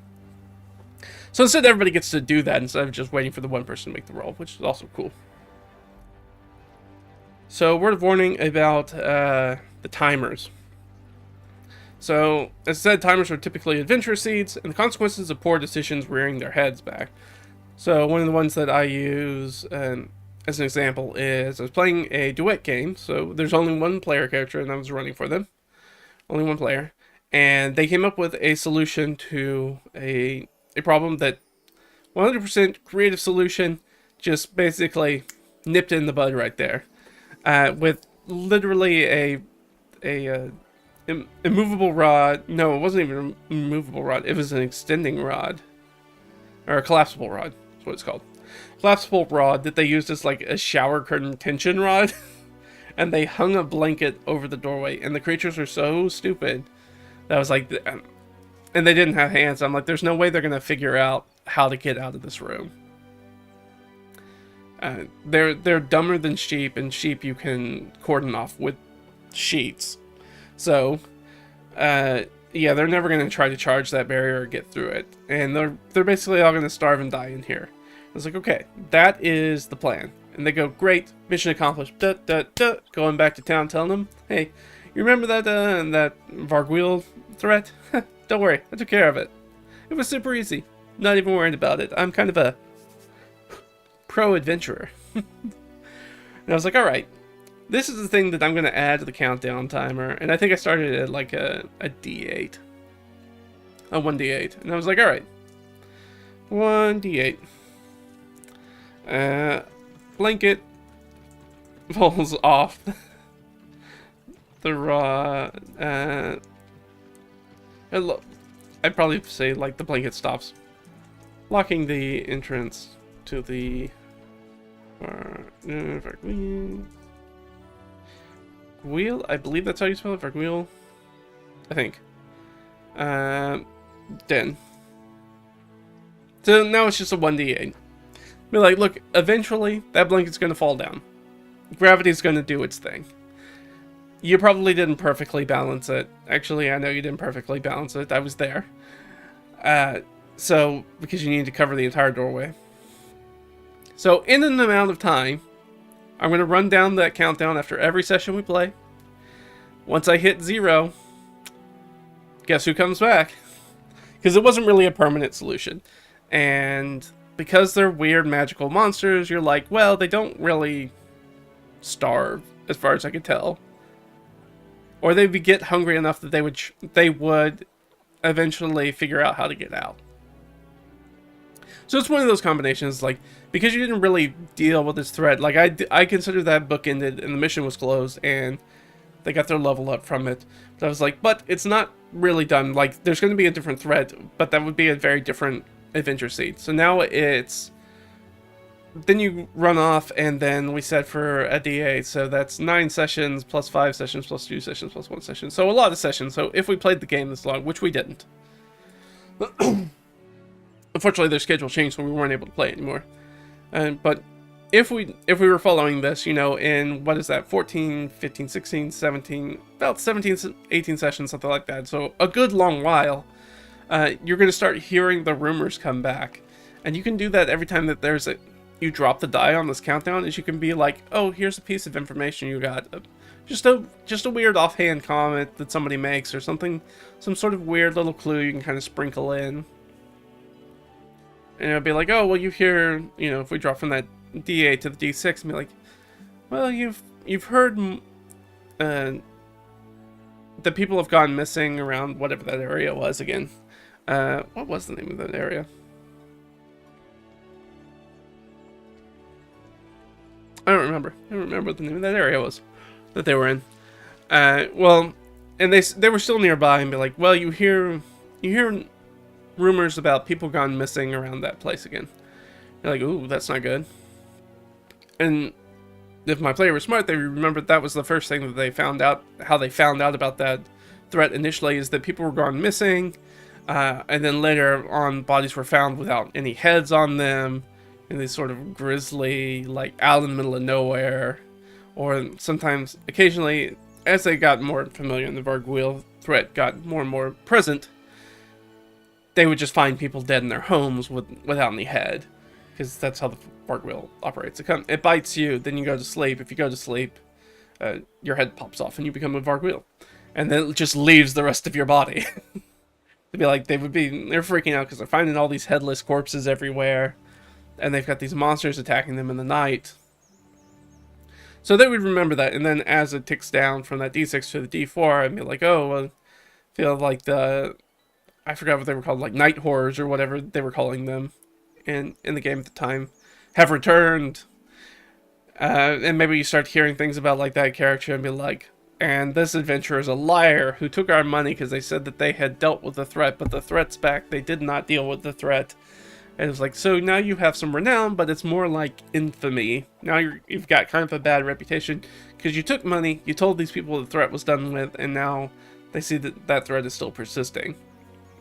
And then it's up to the player and the player character to try to figure out, does your player character feel motivated to go, like, make things right for that? Because, I mean, they've leveled up multiple times at this point. It'd be like, this is a first or second level. I think it's like one of the first adventures I gave them in the campaign. So it's like a first or second level adventure. That's kind of what it's geared for. If you're coming back as like a 5th level character or higher than that, it's like this is it's not going to be like a real big threat for you. Like, you're going to come in here and it'll be a nice little power fantasy where you come back, just like in a video game, where you come back to an area that you fought in before, and now you've leveled up so much, and now you're just, I'm cleaving through all these low-level enemies, things that I used to really struggle with, and now just take one hit, instant crits on them, killing everything left or right. And that's a very fun way to have them sort of revisit those old areas, clear their own name, deal with the threat completely, and also show their own level up, and get some of their good name back and things like that. If you want to make reputation management an aspect of your game, which I suggest that you do, so that way there are consequences for the player's actions. So if your player characters go around screwing over people, then they build a reputation for screwing people over, and then people don't want to work with them. People don't want to sell them stuff. People don't want to give them jobs. They don't want to help them on their own adventures because they have this reputation for just screwing over everybody that kind of interacts with them. So you can add that aspect, and that can help. That can help curb some sort of, sometimes, not always, but sometimes that can help curb some murder hobo sort of tendencies to be like, hey, there are consequences to your actions. You guys stand out a lot. It's very easy to identify that you are the people who you are. So rumors about you spread very easily, and people are able to identify you from the rumors very easily because you're adventurers walking around kitted out with, pristine, super high level gear, very expensive magic items, things of that nature. And of course, especially in 5th edition, PCs being how they are, and how especially 5th edition has developed over its lifespan, the likelihood that your player characters are playing common races is very low now.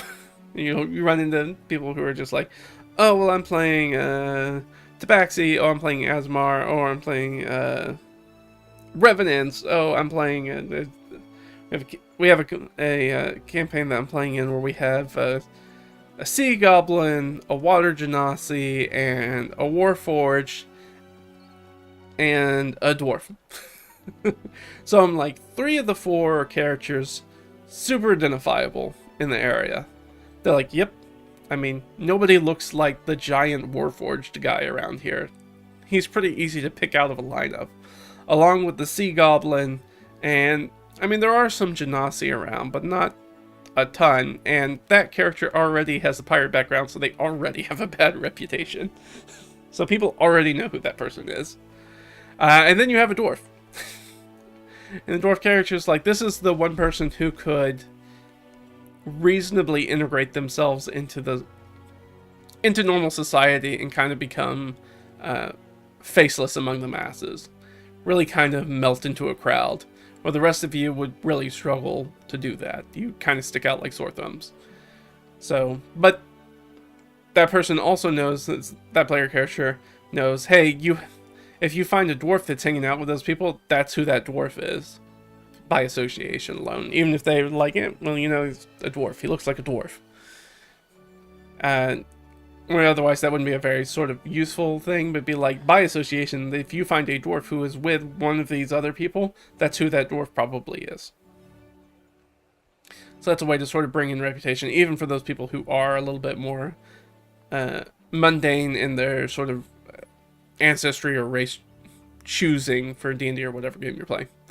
That is one thing to kind of consider with it. I think that's pretty much everything for this. I don't think, I'm trying to think if we had anything else to kind of talk about. So obviously I use this framework, this resource die framework, a lot for hex scrolls, whether I'm running them. I really like the arrows one a lot, and the reason this entire topic came up is that I've spent the last couple of weeks kind of talking with multiple groups I'm playing with, as well as I've saw people mention it online, and other sort of content creators kind of start to talk about it. I was like, this is a good topic, and I've been doing it for a long time, and I have my own framework, and I was just introducing it to my other games and some of my other D&D things, the way that I sort of run things or approach them. And this is one that everybody kind of seemed to like. They kind of like the resource die.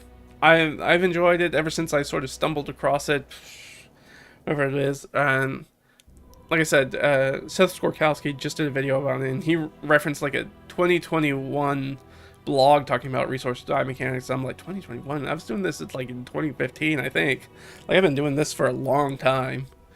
And I was like, it's definitely older than whatever he was he was referencing as it. But I was like, I don't even remember where I found it. It was somewhere.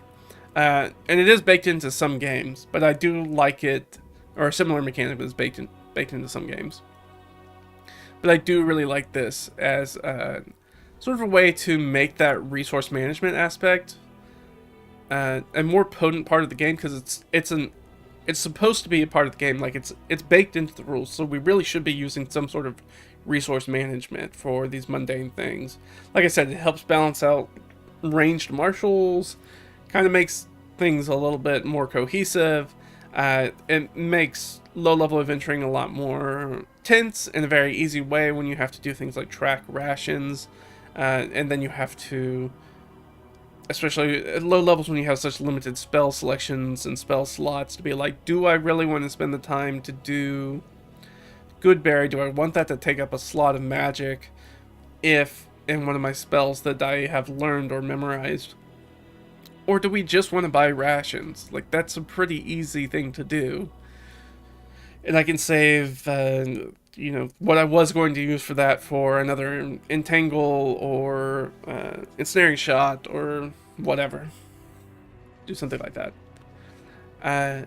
So, yeah, I mean, that's pretty much everything. It's been really helpful. People have been really interested in it and really like the system. Everybody that kind of have shown it to seems really interested in it and really likes using it. Because also one of the things I look for in these sorts of designs is rolling dice, because rolling dice is fun. It's the same thing that makes having advantage or disadvantage more fun than just having a static number, is being able to roll the dice and adding the sort of like risk element to it, kind of gambling kind of things, and then being able to be like, well, you can do things to give yourself advantage or disadvantage on these rolls. Very, very fun thing to sort of add in, so they feel like they can do things, and then it allows them to use those spells, like the mending spells, the purify food and drink, those sorts of things that don't often get used in a lot of D&D games. You can use this as a way to sort of funnel more of those utility spells into that. And there's a good reason now to be like, well, I think I'm going to prepare purify food and drink, because I know we're running low on rations, so if I have a spell slot at the end of the day, I'm just gonna I'll cast them on as many rations as I can for people, and that way we can roll with advantage on our resource die checks and stuff like that. Like, it's very super easy to do, super flavorful. Makes usually that's a cleric spell. I think druids have access to it, but I usually think about it as a cleric spell. And so the cleric sort of like blessing their rations again, and then everybody, against spoilage and maggots and whatever sort of things, animals getting into it, whatever. We bless it, and it's more likely that food's going to go a little bit longer, which is really fun. But that is everything for this. I think that's it. Thanks for joining me, guys. This is always a lot of fun. If you hang on for a little bit, I'm actually just going to go take a break, and then I'm actually going to review the one-shot that I ran last week. We're going to take a look at that, and you can see sort of what I prepped for it, how I prepared for it, and we can talk about that. So you can kind of see a very tangible example of my own prep for something that I just ran, just sort of off the cuff. But we'll jump back in and see that in just a little bit. But thanks for hanging out with me, and we're going to jump off, and I'll see you guys in just a little bit, alright? Bye.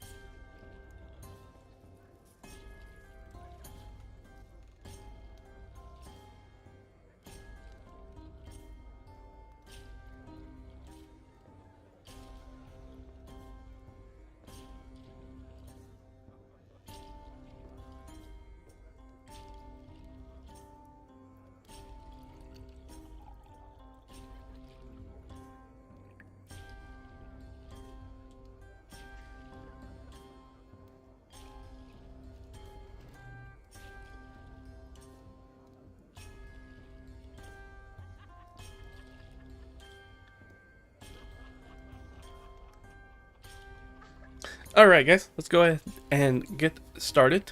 So, one of the things that I wanted to do is just kind of give you a just sort of like a peek behind the screen. Take a look at sort of, sometimes I feel this is helpful, a look at what I actually prepped for a one-shot that I just recently ran. I like showing you guys the one-shot things, especially because it's something we look at that it feels like it's very compact.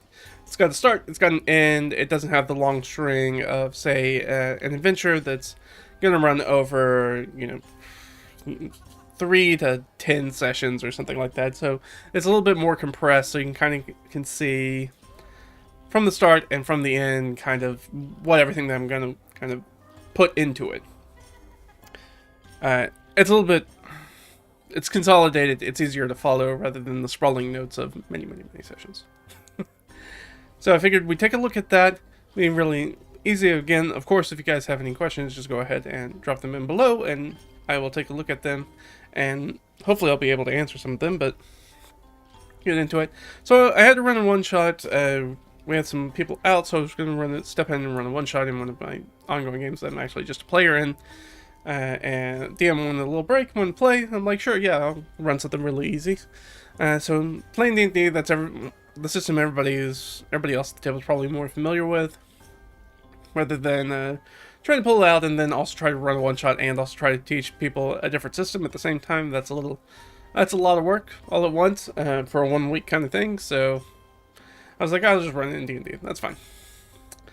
So I was like, alright, well, I generally like low-level adventures, but I know most people kind of like higher-level adventures. I'm very much the person who gets excited about running and playing in first and second level adventures rather than 6th or 7th level adventures, which I think players kind of really enjoy that sort of 4 through 7 range a lot more. Especially 5, like once you get that sort of level power up, you're like, look, I've got my I should say from like 3 to 7 is probably when most people like to play. And they're like, I want to make sure that I have sort of my archetype for my class. I want to make sure that I get that 5th level power boost, whether we get that extra attack or the cantrip bonus boost goes to damage, that sort of thing. And people really like that area. You get access to start to get access to some of the more fun, like 3rd and 4th level spells. The kind of those bigger, more iconic D&D spells. You get your fireballs and your other stuff that sort of falls in that. I think lightning bolt's also in that area. Some of the big sort of more iconic spells and that do damage and feel good. So I was like, alright, well, I'll choose something that's like 4th level. That seems like a pretty good mix of both mine. It's still low enough level that I can challenge them with some super basic stuff, but also it's enough power where everybody feels like they have stuff. They have plenty of resources, and everybody's got their subclass, and everybody has the ability to do stuff, and they get that 4th level where they can either get ability score increase or a feat, and they can pick that up if they want to do that. So it gives them options that they feel like they can build a potent character, and then I just kind of give them the idea. So I was kind of thinking about, alright, what do I want to do? And I just kind of, what I ended up doing is just sort of rolling. I use sort of an adventure skeleton, and I've gone over it in another video. You can find that on the channel. Kind of going over the adventure skeleton. So the first thing I was like, alright, well, let me come up with what kind of adventure do I want to run? And then I rolled for it randomly, and I was like, alright, well, they're going to go, it's going to be a very straightforward, like, go get the MacGuffin and bring it back kind of thing. And I was inspired by an Adventures League module that's actually from 4th edition that I played in, I think, twice. And I think it was, I actually think it's a double session Adventure League's game, so it's actually an 8-hour adventure. It's a 2-shot where you jump into the Shadowfell to go grab an item, and I was like, oh, I always enjoyed that adventure. I don't remember the name of it. I wish I did. I'd have to go looking for it. I never run it. I just played in it a couple of times, and it was always fun. This idea where it's like, all right, they're hiring a team of people to go in and recover an artifact and need some adventurers to go grab it. And they're going to do a little plane jump, and it's pretty early. 4th level's pretty early to be doing planes jumping, but I felt like, it'll be fun. At least something they're maybe not as used to. We haven't really done a lot of Shadowfell stuff in our ongoing campaign with that group, so it'd be a fun kind of different thing. Most of our primary campaign is very Fey oriented, so this would be a fun sort of juxtaposition for it. Kind of do that. So I'm like, alright, then I rolled randomly to kind of be like, alright, what kind of person is this? So I rolled sort of a random ancestry and ended up with a construct. And I was like, alright, so they have a construct as their patron. That's interesting, because I was thinking it was very, very clear, sort of noble, like, hey, I want this piece for my collection kind of thing. And I was like, alright, so it's a construct, and they're a noble construct, which is fun. That's a fun, so let's just lean into it. And so his name is Anil Gustallo. Referred to as his brassiness. So that was a fun character to just be like, hey, they got an off-the-wall sort of patron. That's fun. He's quirky and eccentric. I like it. And has a more sort of down-to-earth, straight-laced secretary called Elthara, who's a dwarf. And so then I need a goal. Okay, so what is the goal? I think I used my the Questomatic. I think I've showed off the Questomatic. If I haven't, leave a comment and maybe I'll do a video about the Questomatic. I think I've gone over the Questomatic though, but maybe not. If I haven't, let me know, and I'll definitely go over it. I think it's a very useful thing. So anyways, I did that to kind of come up with the rest of the adventure and found out that, oh, it's going to be a basic, like, go recover the artifact and bring it back kind of quest. So then I was like, alright, I want to make up some things. I was like, alright, so what would they want? I think I rolled randomly for what the item might be, and I ended up rolling jewelry. And I was like, alright. So I just made a custom item. I was like, here are these things. They're called Geistbite earrings. They're very simple. They're earrings. They've got these, they look like upside down black candles. They take more oil than they look like, so if you actually fill up the earrings with a pint of oil, they burn for an hour. And as they burn with their upside down black flames on their little candles, you become invisible specifically to undead. And it's not like the invisibility spell, it's like eye bite. It's like they can't perceive you. They don't recognize that you exist. It's not just they can't see you like invisibility is, but you still make noise and stuff. It's like their brain creates a hole for you to be in. And then they just rationalize around it. It's sort of like reality camouflage, as opposed to just visual camouflage. I was like, it's a super useful these are super useful items that anybody takes the time to actually inspect them and say, hey, this would actually be useful for this dungeon, because I'm like, alright, well, if I'm going to do that, then I'm obviously going to throw some undead in there, so that way they can use them if they want to. And then I was like, now it makes sense why the guy wants them, because he wants to find more artifacts from the Shadowfell. He's already found a portal to the Shadowfell, so then I had to figure out, okay, so if there's a portal to it, alright.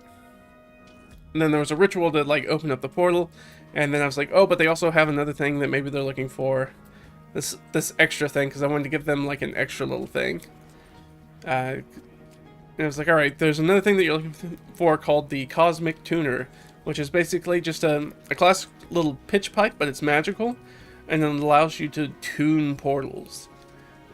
It's like the ring system of, like, a Stargate, where you, like, lock in the coordinates. That's what this thing does, is it helps you to, like, magically tune the portal to a different plane of existence. So the goal is go get them, and then I rolled to see if there was going to be a timer on it, and it was like, yeah, there is a timer on it. It's going to be like a day.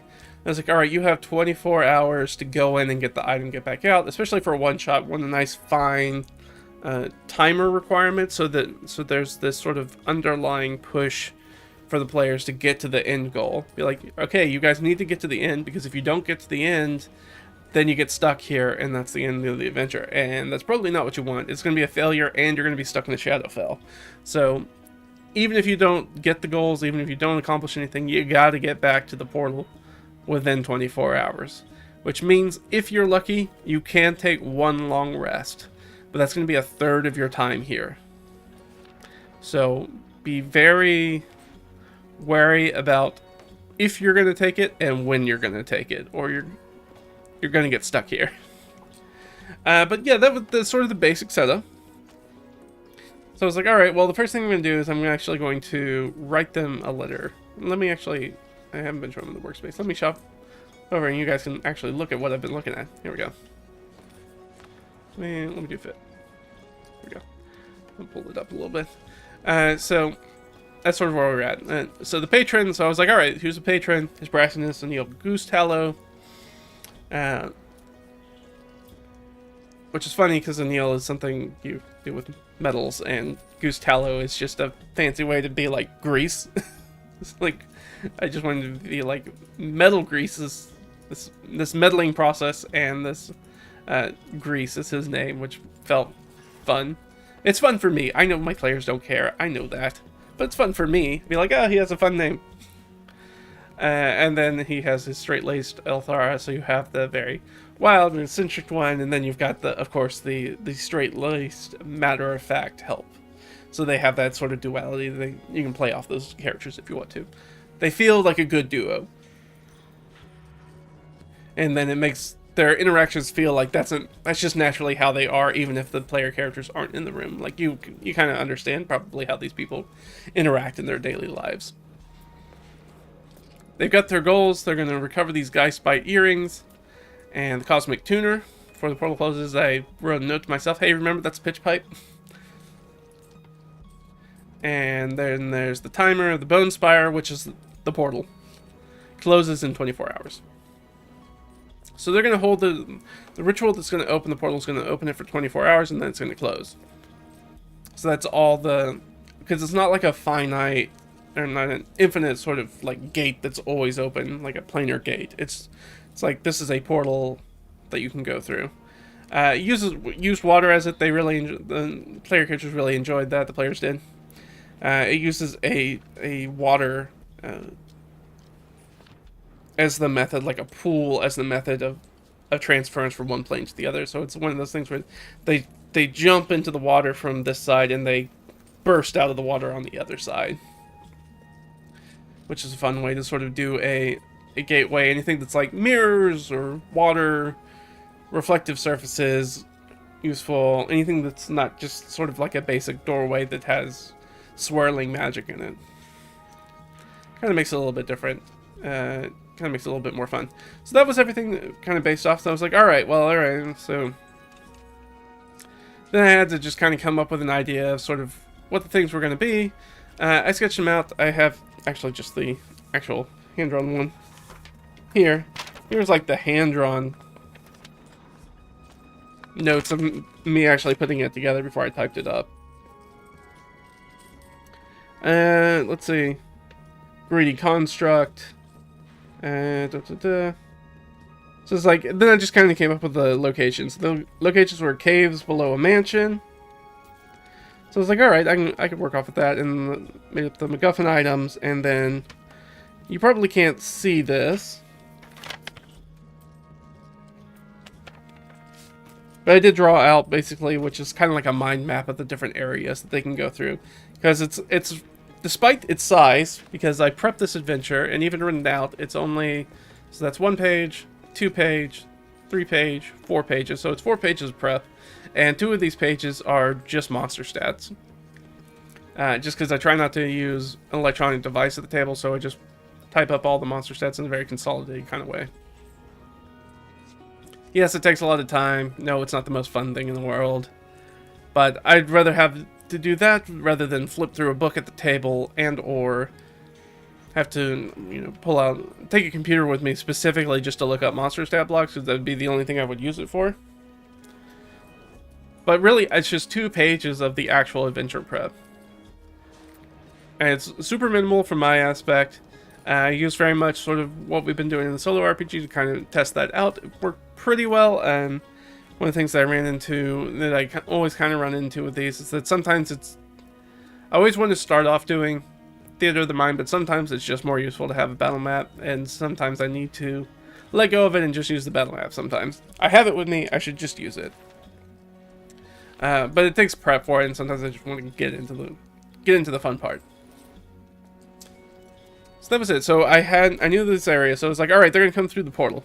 So I was like, all right, well, the portal's probably... I wasn't imagining the portal being, like, in the middle of the town or anything, because it's a weird portal. It's basically a chimney kind of fireplace kind of round building built completely out of sort of, like, cemented bones in, like, an ossuary sort of fashion. And then there's a central entrance that you walk into, and in the middle of it is just this pool of dirty water surrounded by bones. Then they have to do a ritual. They have a dark priest there who does a ritual and crushes a ruined skull and throws it in there, and the water starts to bubble like it's got dry ice in it, and it turns into red blood, and they go through the portal to Shadowfell, and it's a whole thing. It was fun. Everybody enjoyed it. It was a nice little set piece thing just to have a lot of flavor and be like...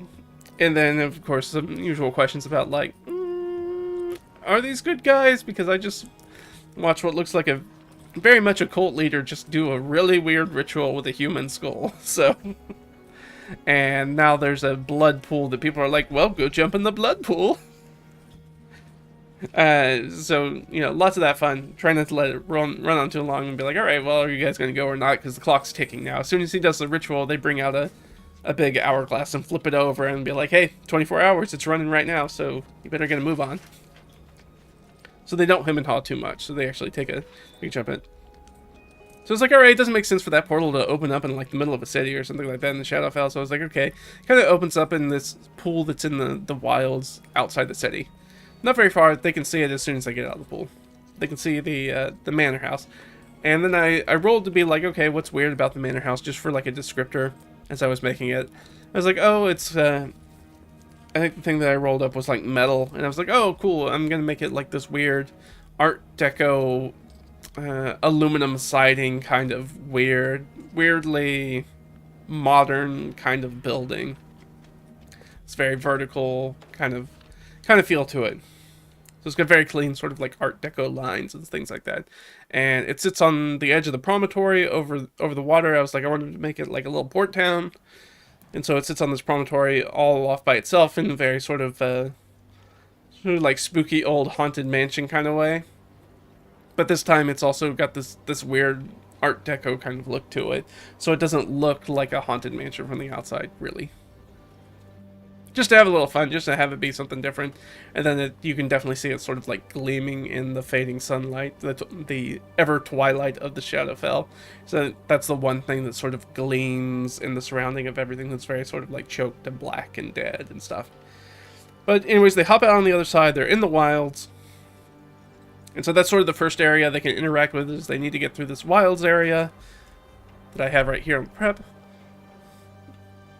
They gotta get through the wilds area, and as they're going through the wilds area, there's an opportunity that they can split off. They can find an opening that will take them into some caverns.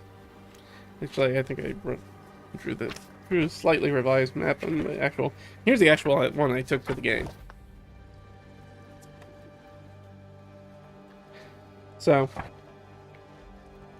again, that's all the prep. We played this for, what, 5.5 hours, something like that? Trust me, they didn't. They got through about a third of the content. That's why, like, it's just something that I don't think I can avoid doing at this point as a Dungeon Master. Is that I don't try to build super linear stuff, or kind of go out of my way. So they can get through the gate. They have to go through the wilds, but the wilds can take them either to the ruins. There's an opening. They find a cave opening. If they explore the cave opening, it'll take them into the caverns that are below the city, or below the town. Or they can pass through into the ruins of the town itself. And then once they get there, they can go from the ruins of the promontory to the manor. They can enter through the sewers and get into the caverns that way underneath the city.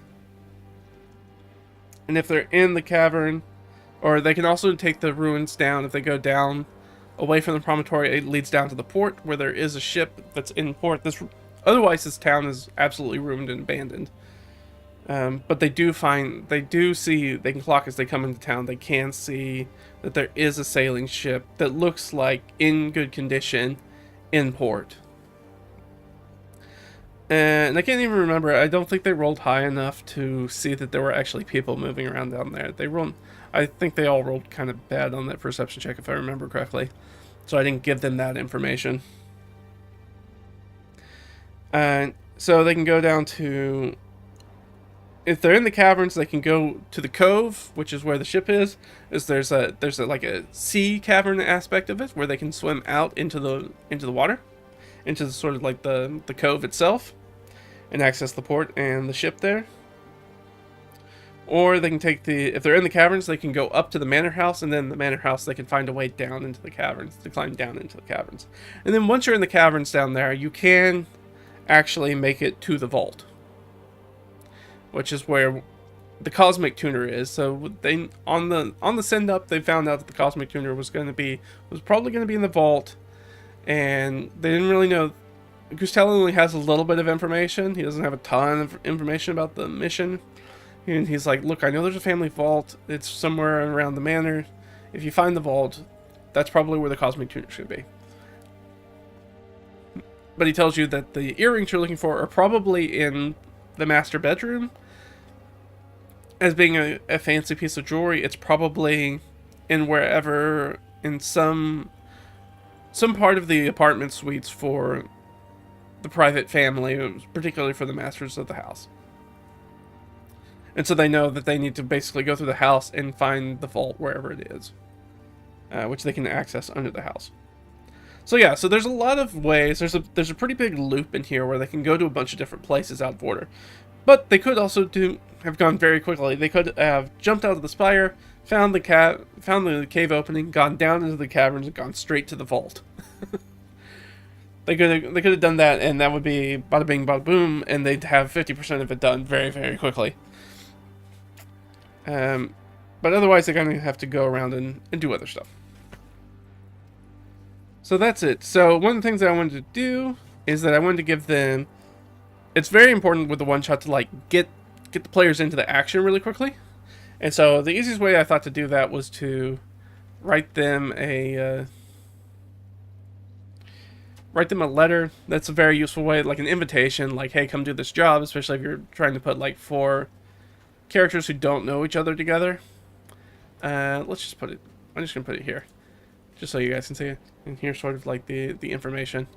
Alright, so I was like, okay, you guys are gonna make 4th level PCs. This was just a Discord message. Super simple. You guys are gonna make 4th level of PCs. Here's a bit of intro you received by letter. So, greetings, salutations, master, your name. So you insert, I don't know what your character's name is, so insert your own name. They know your name. You are cordially invited to the residence of the exalted Daniel Gustello for an evening of entertainment and enterprise. His brassiness has found the regaling of your adventurous escapades, particularly the story of adventure appropriate for 1st to 3rd level PC featuring outsiders and or undead.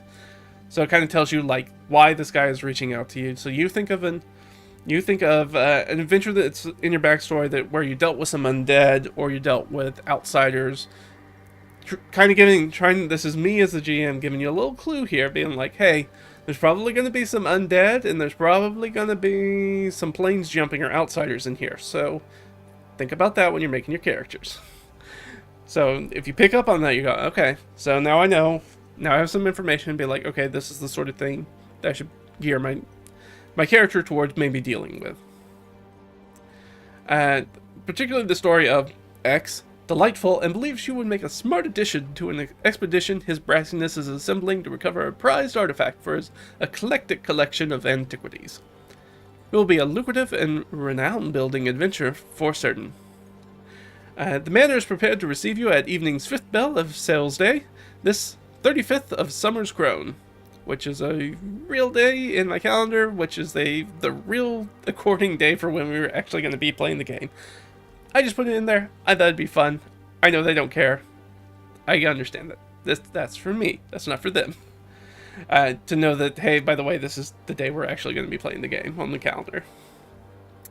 Dress is smart casual. Light refreshments and hors d'oeuvres will be provided. We appreciate your attendance in advance. No animals, please. From the desk of Miss Elthara, personal secretary to His Brassiness Anil Gustello. So yeah, that's sort of the intro they got. So they understand that they're meeting with this person. He seems to be enthralled with adventurers, so that's why he's inviting adventurers. He has something he wants you to recover, a prized artifact that he wants. And he's like, I'm going to pay you quite a bit. I even tell them what I was going to pay them. I was like, you guys pick an item. It's not going to matter. It's a one-shot. You're never going to play the characters again. It doesn't matter what the reward is I give you. So you guys think of what you think would be an appropriate reward for you guys. And so there's a little back and forth, and they talk about it and be like, oh, well, I think I could get this for you, and blah, blah, blah. Just to have a little RP moment with Goose Tallow himself. Very fun. But otherwise, ultimately the reward of playing the one-shot is the one-shot. So there's not a lot of in-game motivation that your character's going to be able to use any of that reward money, assuming you don't go back to these characters. And then just silly stuff like don't bring your animal companions in here. They're not going to like that. I'm not saying don't play Ranger or somebody who has, or if you just buy a dog for your character or whatever. Just, it's a party. Don't bring your animals, please. So yeah, and originally I was just going to start with them the morning of, but then I was like, trying to get people into it. It was kind of a slow start. I was getting the feeling kind of from the players that people weren't super understanding about like who the characters are, and that's super common for a one-shot. So I was like, all right, I'm going to ease them in a little bit with a little RP. So I was like, all right, we'll just do the actual dinner thing itself. It's fine. I was kind of doing the letter so we could skip over that part, do the introductory back and forth about being hired for the job and all that stuff. But it's like, people, they kind of need a little warm-up session. So I'm going to all right, we're going to spend a little time in here. And then gave them the ability that they were able to get some healing potions as supplies and things like that. Otherwise, I was like, you guys can have any of the mundane stuff that you want. Any sort of like mundane adventuring supplies you're able to get your hands on. That's not a problem. And then I think I gave them one uncommon and one common item they could have. I think that's what I did. Or was it one uncommon or two commons? Something like that. I don't remember what I told them afterwards. But something like that. So, I mean, they did have access to some magic items.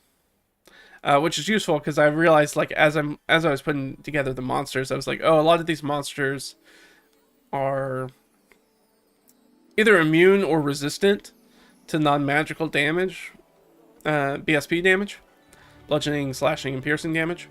So I need to give them the ability to, if they want that, to have it offhand. And knowing that in the letter it specifically says outsiders and undead, hopefully they grok that and they're like, I should maybe pick up a magic weapon if I'm playing a martial character, because I'll probably need that to damage some of these guys.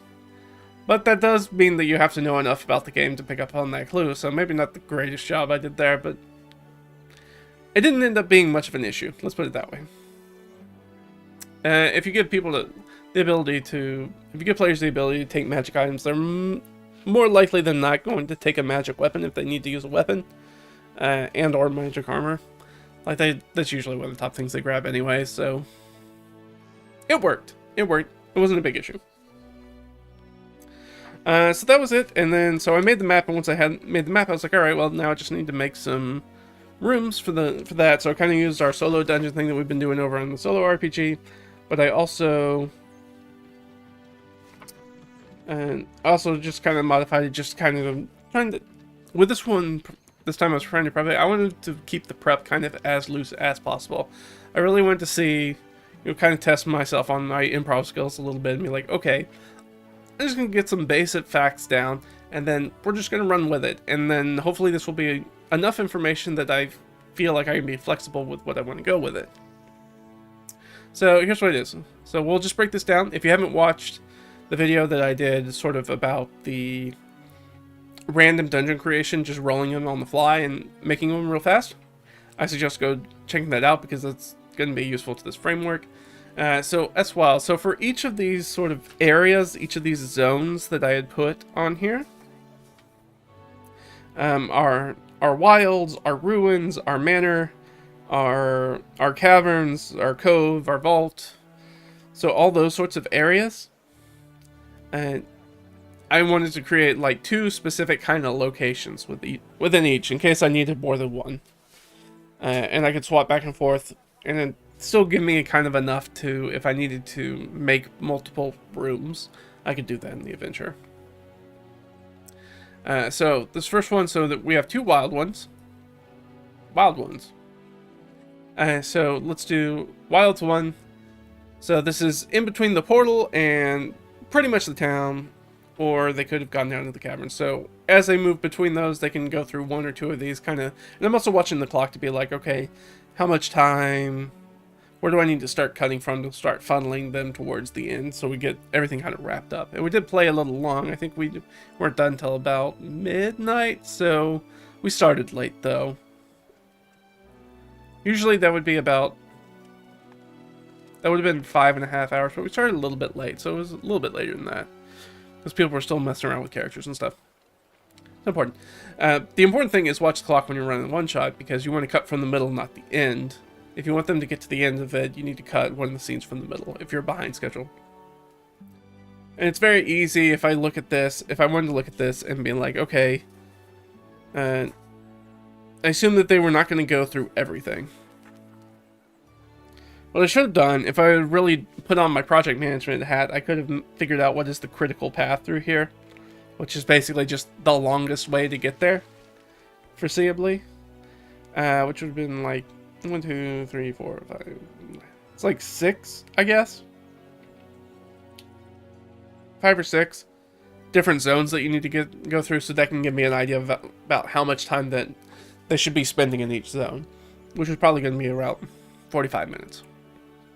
So I know when to cut from one zone and know if I'm running behind schedule. Then I can visualize like, okay, I'm running behind schedule. I need to cut out a zone or let them pass through it, or maybe only do half the zone and half of the next zone to sort of catch up on my time to get there. That's sort of an intermediate dungeon master, game master sort of technique where you're doing the time management of the game as well, using that float area so you can make sure you get to the place that you want to stop at the adventure, especially for a one-shot like this where you want to get people to the end. It's very easy to run one shot and not quite make it over the finish line because of time. It's super common, happens all the time. And the best way to do that is to keep an eye on the clock, and when you're doing that, be like, okay, I feel like I'm running behind. I can see the clock. I know that we're gonna need to break soon. I'm gonna cut one of these middle scenes out, one of these middle areas out, and just sort of fast forward them to make sure that they get to like the climax of it. So that way it's not like a weird 2-shot where the only thing that we do the next time is like the climax, which is weird. It doesn't work very well for pacing and for a better game overall. So I made these up just in case I need them. So I was like, all right, this is the wilds.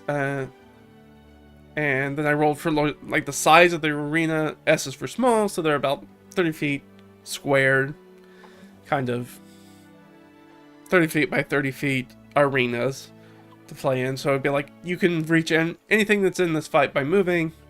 Of course, like everything, does not hold with. All your prep goes out the window the moment the players get involved. So, of course, what did they do? They immediately split the party right before this sort of encounter happens. Because, of course they did. That's what they're going to do. Players are going to not screw things up, but they're going to not do what you think they're going to do. Expect them to do. So I used the straightforward room DC. I've talked about this before. It's an ICRPG, index card RPG thing that I pulled over. It's like, all right, anything that you're trying to do in this encounter, in this scene, is roughly a DC 14. Whatever check you're trying to make, or save that you need to make. If I think it should be a harder check, I'll move it up by 3, make it a DC 17. But I think that this thing's actually really easy, pretty easy to do. I'll be like, oh, that's instead of DC 11, then just kind of plus or minus 3. If I want a little bit more flexibility there. And then I was like, all right, well, I know what this thing is going to be because they're outside in the wilds. I'm already envisioning sort of like this wooded area of black, lifeless trees that don't have any, the classic gnarled Halloween kind of tree that doesn't have any leaves on it, and they're like fully black. But first, let's do sort of. No, we already talked about it, so let's just do it. So it's like, all right, that's what I was envisioning is sort of like the overall feel of it, and then I wanted just some dressing, just some things to some like visual description, some things to do.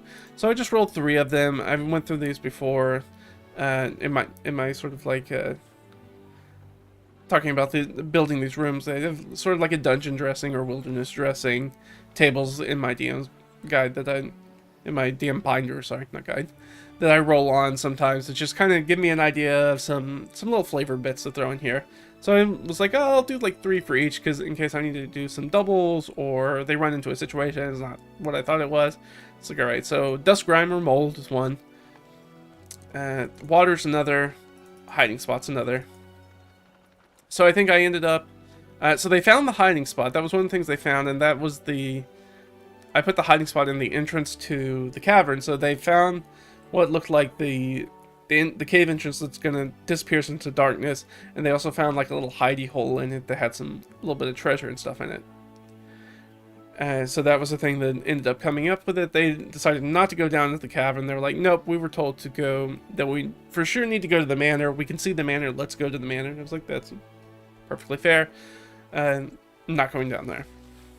Right, that's just another path to the goal. I know the players don't know that in the moment, but I know as the DM's like, that's just another path. If they don't choose the path, that's fine. They'll interact with that stuff eventually. Water, I had them go through some sort of marshy kind of spots too, as well. I didn't really use a lot of dust, grime, or mold, I don't think, in that outdoor area. And then I rolled my 2d6 stocking rolls. I did that on, you can check that out on my 2d6 tables video, where I talk about using that. And I rolled up, alright, there's going to be a creature here, and then there was going to be a hazard here as well, which is our entropic roots. And I got to use this one, it's really fun. So they had the character who's doing they came across the creature tracks. We had a ranger in the party. The ranger comes across the creature tracks, and they're like doing their wilderness survival, and they're looking at the tracks, and they're like, oh, there are rubbings on the sides of the trees where this creature has rubbed up against it. So they're investigating that, and as they're sort of bent down, and I did just like I can't remember if I gave them a perception check or I rolled a stealth against their passive perception to notice, and they didn't make it, and the entropic root sort of like reach up and wraps around their leg and like clenches down on them, and instead of doing direct damage to them, what ends up happening is they lose their hit dice. They lose hit dice because of it. And so then they gave them this idea that was like, hey, if you stick around here, if you guys just stand around talking for too much for a while, like these roots are going to come out and grab you and suck away your life energy. They're desperate for that. So that was the entropic roots. It's just a super cool, like little trap hazardy kind of thing. One of our hot things that we would have come up and we talked about that in that video. So there's that, and the creature. This place is also covered in mist. I actually moved the mist kind of up around everything because it ended up being a little bit easier. So they did that, and they came across the creature, but the signs of the creature, but not the creature itself. I believe I gave them, they came across the tracks, and I think I had them hear a noise in the fog, and they were like, nope, we're not going to deal with that. And so they kind of moved out of that creature encounter. They avoided that monster encounter. And then down here I have this, and this is just the random treasure. So if somebody goes looking for treasure, there was enough for each of them to find one distinct different thing. And so when they found that hiding spot, I think only 2 people searched. And I think they found the clue. I can't remember what the clue said now. It's been a week. But I'm pretty sure they found the map or clue, and then I think they found the like 5 pieces of platinum in a pouch. I was like, oh, that's cool, because 2 of them looked for stuff, 2 of them found stuff. And then they kind of were like, alright, we're going to keep going. So they're moving through the fog. This is where they start to get separated. They separated from each other in the fog already, and I'm like, come on, guys. They're splitting the party, and then they're splitting the party. Like, why are you guys doing it? You know there are creatures in the area. We already talked about it, and now you're like, now we're going to separate. So they kind of lose sight of each other in there. Have them roll the Wandering Monster Encounter. The Wandering Monster Encounter happens. There was some... They didn't stop to look for any treasure here, but one of the things I did roll up is I did roll up a common magic item, the bottle of Boundless Coffee, which I think I actually ended up moving down. Didn't I?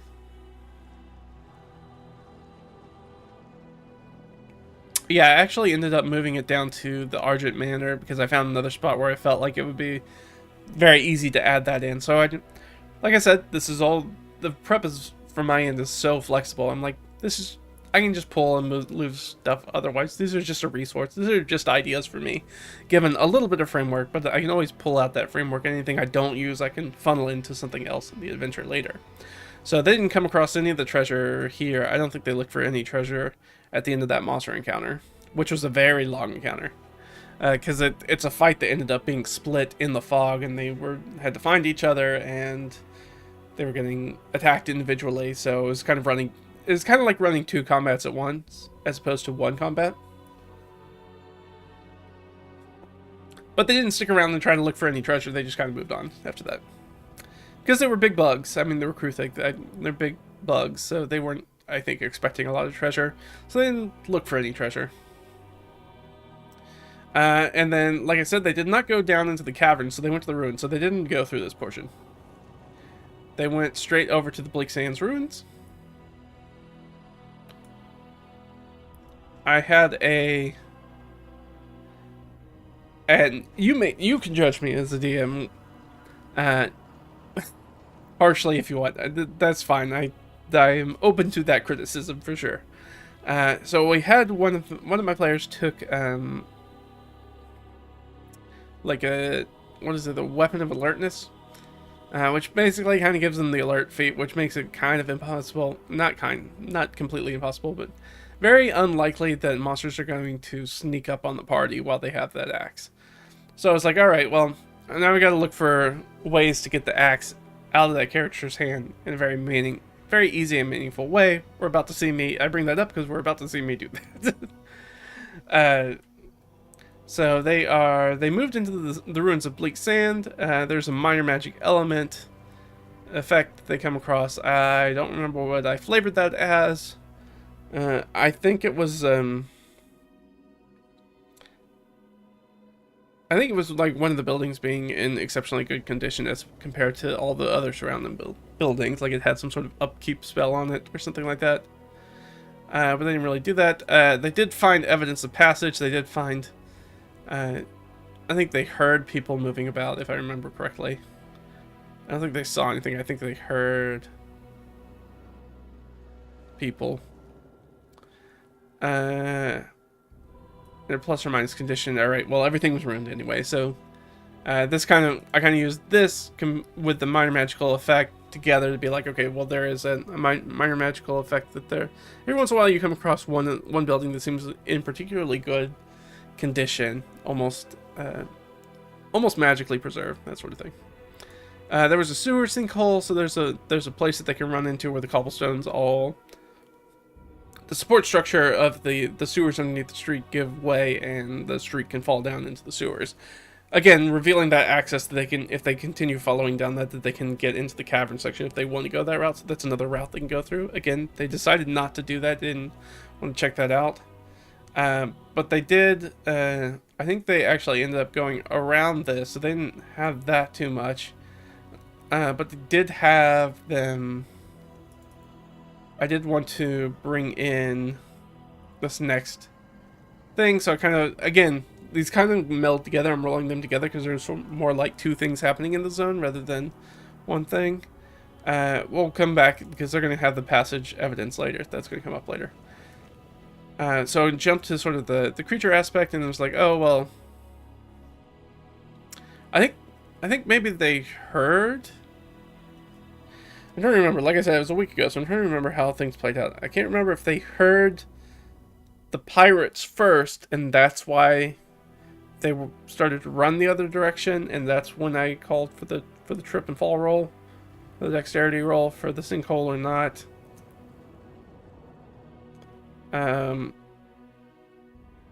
Or if that was afterwards. I think that was before. Because I think that's when they were booking the corner. And I was like, do you turn around to, like, keep looking at these people? And they're like, nope. To see what comes out of that doorway. Because they were, like, looting a building or something like that. They're like, nope, we go around the corner and keep running. And then they run into... Anyways, they did the trip. I have the person who doesn't make it is the person who has the axe. And I'm like, alright, well... Let's see if I can get that axe out of your hand. And that was a fun time. So they were running. Yeah, they had to have heard the people because they were like, we're going to book it. And he picked up, they had a halfling. I think somebody's playing a halfling. A smaller race. Anyways, a smaller race they can't keep up. And sort of does a scoop and is like holding them in one hand and the axe in the other hand as they're running. I'm like, okay, you run. They fail the perception check. They make the dex save. So I'm like, you're falling, but you're not falling into the pit. But I want you to go ahead and... Yeah, I'm pretty sure that's how that happened. So I want you to... I pick up the die. I'm like, all right, we're going to do a high or low roll. What do you want? So on the high roll, you're going to drop...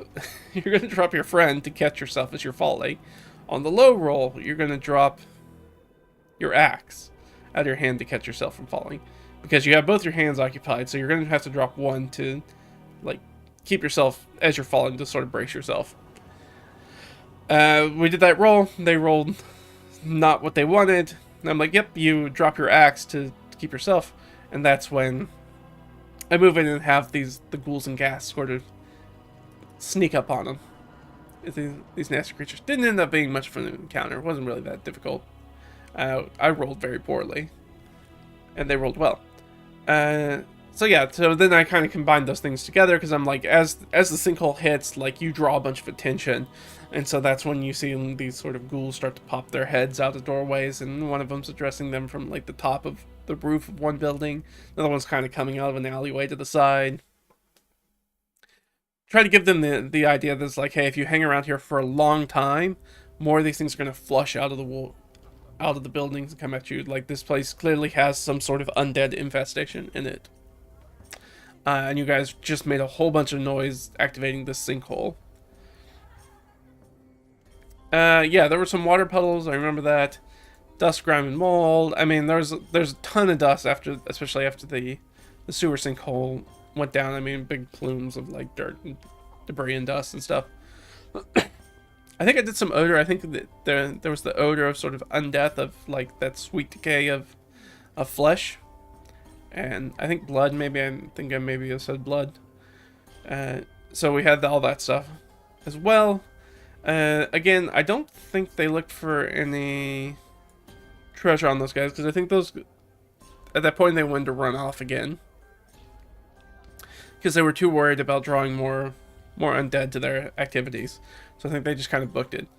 Because they knew where they were going. They were like, well, we're not going down to the cove. We know that we're supposed to go to the manor. So they just kind of booked it straight for the manor. Very, very, very straightforward play from their part. So I was like, all right, you get up to the manor.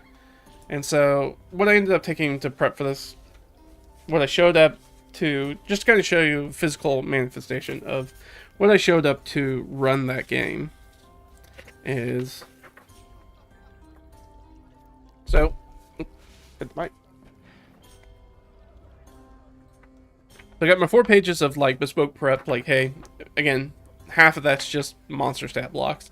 It's really just a front and back page. Be like, okay, I have an idea of where you guys are going, that sort of stuff. I have the name for the ship. You guys never went down there. I have the name for the captain. You guys never went down there. It's perfectly fine. But I did have that stuff. So really just 1 page of prep, 1 page of monster stat blocks, or 2 pages, technically 2 pages of monster stat blocks, 2 pages of prep. Just to kind of have that. I brought I'm trying to test this out a little bit more. This is the D100 prompt page from the Solo Dark, which is Shadow Dark's sort of solo RPG component that I've been kind of toying around with. And using those prompts. Didn't end up needing to use it, but I was like, I'll take it just in case. They asked me a question I don't really know the answer to. I can just roll for it, or have them roll for it. do a little collaborative thing. It was like, oh no, you guys tell me. You asked the question, so you roll for it. And then I brought the Lazy DM's Companion. I just realized I'm pretty sure that's backwards on the camera. That's fine. We're going to move on from that. You just can't read. You clearly must have dyslexia. Because that was up correctly. But it has some nice, just generic maps in the back. And I was like, oh, well, they're going to go to a manor. They're going to expect, like, a layout for the manor house. And I was like, I wasn't really doing that. As you can see with sort of my prep, I was like, I wasn't really kind of doing that. I wasn't really kind of doing, like, a keyed room-by-room crawl. This is more just sort of a floaty idea of what's there. So I think I have it. Yeah, I mean, like, those are the two that I sort of prepared. And I was like, all right, these are the sort of things that you're going to run across. But I was like, they're looking for a very specific item. They're literally going to have to crawl through this room by room. So it's like, I grabbed the Lazy DM's Companion because I knew it had some generic maps in the back. And I checked it. Then I was like, oh, yep, there is a just sort of generic estate manor house. One that's 2 stories. It's got some outbuildings, some stuff for them to take a look at. It's got like a 3-story tower and some servants' quarters. It's got an upstairs, downstairs. And it's got like a little stable. And a little garden. So it's like, it's got all this cool stuff in here. I'll just take this. And then I'll let them run between some different rooms. I think that one kind of went a little long with the tooth. I probably should have pulled it back a little bit. And not let them... Or sped up their exploration for stuff that I knew wasn't really going to have a ton of important stuff in it. That was one aspect where I took a little bit too... I did speed it up. Eventually, I did kind of just push them towards getting to where they need to go. Especially after they found the earrings, because they also needed to find a way down into the vault, which they were pretty sure was under the manor. So I did speed up that portion, but I probably should have sped it up a little bit earlier. They spent quite a bit of time in the Argent Manor. Probably more time than they did. I think more time than they probably had fun in. So I did probably need to get a little bit more snappy about pulling them forward that when they start to kind of... They're searching through rooms. It's like, you don't find the thing you're looking for. I search the next room. I don't find the thing I'm looking for. I search the next room. I don't find the thing I'm looking for. So I should have just kind of like sped that up probably a little bit. But I also wanted them to have... I was also... Part of that is I was drawing it out because I also wanted them to slowly start to realize that there were other things in the manor house. Like they had... one of the characters had a shadow that's like following in its shadow. And so as they're sort of exploring the rooms and they're like, oh, there's a mirror here because you're at like a little makeup vanity sort of setup. And you catch out of your corner eye some movement in the room, and as you turn around, they never pass the perception check, unfortunately. You don't see it, and then that happened like 2 or 3 different times. Give them the idea that's like, hey, there's other stuff in here. This place isn't just abandoned, because otherwise they weren't running into any creatures or anything. They did run into a weird magic thing that happened pretty quickly. So in the sort of the main welcome hall where there's the big double staircase that kind of goes up to the 2nd floor, there is an anti-magic trap. There's like an anti-magic zone that's in the middle there. And somebody's spell went out. I think somebody had light casted, Light cast. And I think the light went out as they were going through it. And that was the only sort of immediate effect. That's the only way they could tell sort of right offhand that it was an anti-magic zone. And then they kept going. I was like, oh, that was weird. And then it was like, well, I recast light. It was like, well, it doesn't work. Like, what do you mean it doesn't work? And I was like, well, you did everything to do the spell, but the spell doesn't, nothing happens. And then they go, and they're trying to investigate, like, what's going on. And so they go up on the stairs, and they're like, all right, well, I tried it up here. It's like, oh, well, it works up here. Like, okay, that's weird. And so it takes them some time to figure out there's an anti-magic zone in there. So I wanted them to have that figuring out stage and be like, oh, what's going on in this weird room?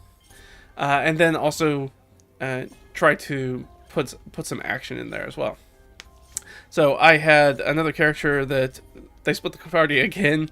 One of the characters is off checking out that front tower that I said was set off by itself. That sort of like 2 interior and then parapet level tower. That's sort of the defensive tower of the building. I was like, well, I had not prepared anything for that because I wasn't expecting anybody to actually go look in the guard tower because that's not going to be where the that you're looking for is. But he went in there, he wanted to do that. I was like, alright, well, this is where, like, I'll grab this other one. It was like, alright, it's a odd room. I think I put, like, a carved pillar or something in the middle of it. That's one of the things I used.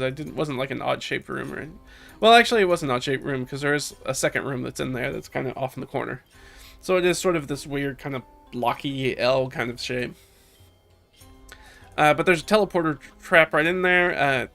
The character saw the trap, clocked it very easily, and then was like, well, I'm going to use my... It's like a magic runes, and this was not a magical character. And they're like, all right, well, I tried to screw up the runes on the, like, magic circle thing. It's like, that's cool. So, what are you using? He's like, I'm going to use my sword, which is not a magical weapon. Yeah, because he's a smart cookie. They're a smart cookie. They know what they're doing. So they didn't use their magic axe, because I had already messed with them with their magic axe once. So they're like, I'm going to use my regular longsword. So they go and they put it in. It's like, well, as you start rubbing it, it's like, all right, you need to make a strength save. They failed the strength save. And I'm like, your sword disappears because it's a teleporter trap. And what it does, it just takes whoever... I was expecting somebody to step in there, just as a fun gag, because this is more of a trick than really a trap. It's like, you step on the teleporter, it teleports you off the cliff of the promontory, like behind the manor, and you drop into the sea below.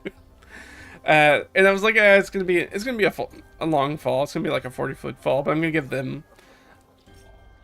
I'm only gonna give them half damage, because they're gonna fall into water, and I'm gonna assume that they do the things that they need to do. They don't just let themselves belly flop for 40 feet. They right themselves and, you know, do a little pencil dive, so they don't really take a ton of damage. So, like, they're gonna take half damage already, or maybe quarter damage if they save their dex save. So I was like, that's not the important thing, but it is going to completely split the party if they do that. But luckily, this player, using their thinking cap, they just touch it with the sword and the sword goes away. And I gave him a perception check, but they missed it. They didn't roll high enough. I think I gave him disadvantage on the roll to hear the, like, splash of what was going to be their longsword hitting the water down below. So they didn't know where it went, so they ended up, I think, going around it, I think. They got into the room, anyways. Or maybe I'll let them mar it. I can't remember. Or I think they tried again, and this time they made the strength save, and so they did do it. They were able to hold on to the sword. Or hold on to their axe and didn't get teleported away, and they screwed up the rest of the magic symbol.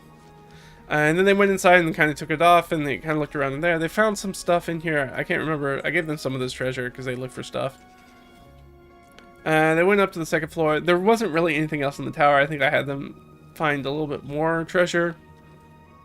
And then the third one, they got up there in the parapet, and so they were able to go down and they could see the ship again.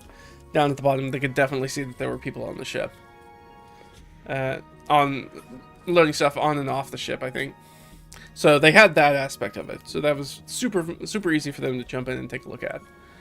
And while they were doing that, the other two are searching the manor, and they have also split up. So I have 3 player characters for this game, and they're all in 3 different locations. And that was pretty much the entire one shot. It's like I was constantly bouncing between back and forth. So it was a little bit more. It was a higher level of complexity one shot than I was prepared to run, because I did not expect them to split the party as much as they did. But they did that, and then they came back together, and then we had a fight in that anti-magic room. As our character with the axe, who already marred one magic circle, found the other magic circle as they figured out that it was an anti-magic zone, and started to mess with it. And I was like, okay, well, and I'm like, that's perfectly fine. And as they're doing it, recognizing, like, hey, as you're putting your axe into the anti-magic zone to deal with the anti-magic zone, it's anti-magicked, so now the alert part of it doesn't work. So I'm like, oh, well, now you guys get ambushed. This is the perfect time to have an ambush, to be like, okay, you have chosen something and you've done something by doing that, you're gonna make it easier to attack. You already had them sneaking up on them, so they were just kind of looking for an opportune time to strike, and I was trying not to get into 2 to 3 different combats in different areas of the estate at the same time, so I kind of waited until people were a little bit closer together, and then kind of did it, and I was like, this is just the perfect time to do it, because now they don't have the alert thing kind of going on, and now it's just the perfect time to jump on and do it. So we had a combat with some specters, and the shadow, I think, was the other thing, right? That was jumping out of the shadows. So again, all these combats were pretty... That combat took a little bit longer just because they had to cleave through their resistances. But they didn't do a ton of damage to the party. The party came out pretty unscathed in most of these fights. Actually, no, I take that back. Just in the Spectre and the Ghoul fight, they didn't really have anything. The Kruthic tore them up. That's a different story. Kruthic, surprisingly, which I think is one of the weaker fights, monster fights in there, because they don't really have any special conditions. They just do damage. Like the Ghouls and the Gas all have things they do. The Spectres, the Undead all have nasty things if they hit you. Paralysis, the Strength Drain, all that stuff. There's one that the Spectre does like a confused thing. They had a lot of nasty stuff, and the Kruthic are just straight damage, but the Kruthic ended up being one of the more damaging, one of the more difficult encounters for them. But anyways, they deal with all that. That's super easy. They looked around, I gave them some of this, and then they finished doing their search, in which they find the thing that they're looking for. Did I screw that up? Did I really not put any treasure for Argent 1? That would be weird. Yeah, I surely did not. I must have not rolled any treasure on that room. I think that's one of those weird rooms where I didn't roll any treasure. Because I rolled quite a bit of treasure in this one. So that one didn't have any treasure in. So I really only had like this sort of amount of treasure to work off of while they were searching through things. I gave them some of that stuff. It's like, oh, well, you find some medicine, or... And some of these I have like the 1d10 platinum trade. And then I don't have it out, but you see my DM's binder in the back where it has the 20 different types of treasure. Especially if you watch the solo RPG, the different, like 20 different types of like just trade goods for treasure. And just like, all right, you found maybe they found writing supplies. I kind of want to say that that's one of the things they found in one of the desks. They found, you found 5 platinum worth of writing supplies, which is about 50 gold worth of papers and parchments and ink and things of that nature. They definitely found some medicine, and then some other just sort of like pouches. I think one of the things they found is they actually found a hidden brick in a fireplace as they were doing their investigation. I was like, all right, you can have some treasure. They found like a false brick in a fireplace, and they pull it out, and within it there's the treasure they're looking for. So that was fun. Yeah, that was. I think that's actually where the earrings were, because I think they went and they did the vanity, and they rolled so poorly on the investigation of the vanity that I was like, you look at this, and you found jewelry here, but it all appears to be like pretty low value, even costume jewelry in some of it. This is not the expensive stuff. The expensive stuff must be somewhere else. And then allow them to keep searching for it, so that way it's a little fail forward kind of thing. It's like, all right, well then it's not necessarily that you failed, it's that there was nothing here to find, which is reframing it slightly. So they did that. Then they were like, they eventually found, and then we started hustling because I knew we were running out of time. We're like, all right, you guys run down. You guys find you take some time to search, and you're able to find a ladder down into the cavern space. So finally they get down into the caverns, and they move through this. I didn't really do much in the caverns. I didn't really have to do anything in there, so I kind of pushed them kind of straight to go into the vault. So they found the clues, telegraph. I can't remember what we did there. I was moving things along right at this point because I was like, oh, we're getting close to the end, and I know there's going to be a fight. There's going to be kind of a fight towards the end, so I kind of want to make sure that we get there. So I kind of zipped through them kind of going through the catacomb, or through the caverns area and the front part of the vault till they got to the vault proper. Which got there, I was like, oh, I was gaudy decor, so it was like, they walk into a cavernous room, and it's actually, like, if you imagine I think how I described it was, if you imagine the Parthenon, you know, it's got the big columns all the way around it. Like, imagine instead of the columns being the building's sitting on top of those columns, and then there's like a single staircase up to it. So it's got this very opulent, big door vault that's kind of up off the ground, so it can't be drilled into from the bottom or the sides or anything. And there's a lot of visibility around it, and then there's all these protective statues around it of these sort of guard dog statues. So we kind of jump very quickly, like right there. And then I was like, there's a junk pile, because I was like, there's also undead in this room, like previous dead adventurers. There's a pile of their corpses kind of in the middle of the room, all the way up to sort of like kind of going up the stairs. Just kind of showed like, hey, these are people that have died here. Clearly this is a trap room. That's a big telegraph clue. I kind of talked about it right here, right there. Put yourself a big clue telegraph here. These are clearly people who have died, and I was like, they're in, even from as far away as you are, you can look at it and be like, okay, these are people who are clearly in different states of demise. There are some that are just bones. There are some that look surprisingly fresh. We're gonna give them those ideas. I've given them some clue about the chartreuse lantern too. I think that is one of the things that they found. Yes, they did. They found that as they were looking through the Argent Manor.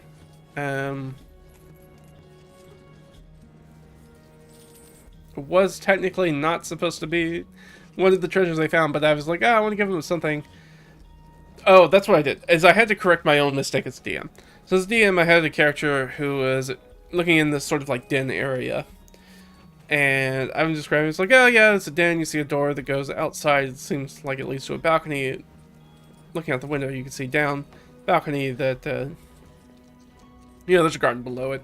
It's like, oh, and as you're at the window, you can actually see your friend in the tower, because again, trying to show that, like, hey, you guys are doing different things at the same time. Who's also on the second level, and you can, like, literally look at the, actually, I think he was up on the parapet at that point. You can actually see each other. You kind of give each other a wave. But then I made the mistake of being like, yeah, there's couches. Then there's a big portrait, and there's like, of course, that's the thing that the player locks in. And it's like, oh, it's portrait of who? And I'm like, oh, this is not an important thing. There's just literally a portrait on the wall. I'm looking at the map.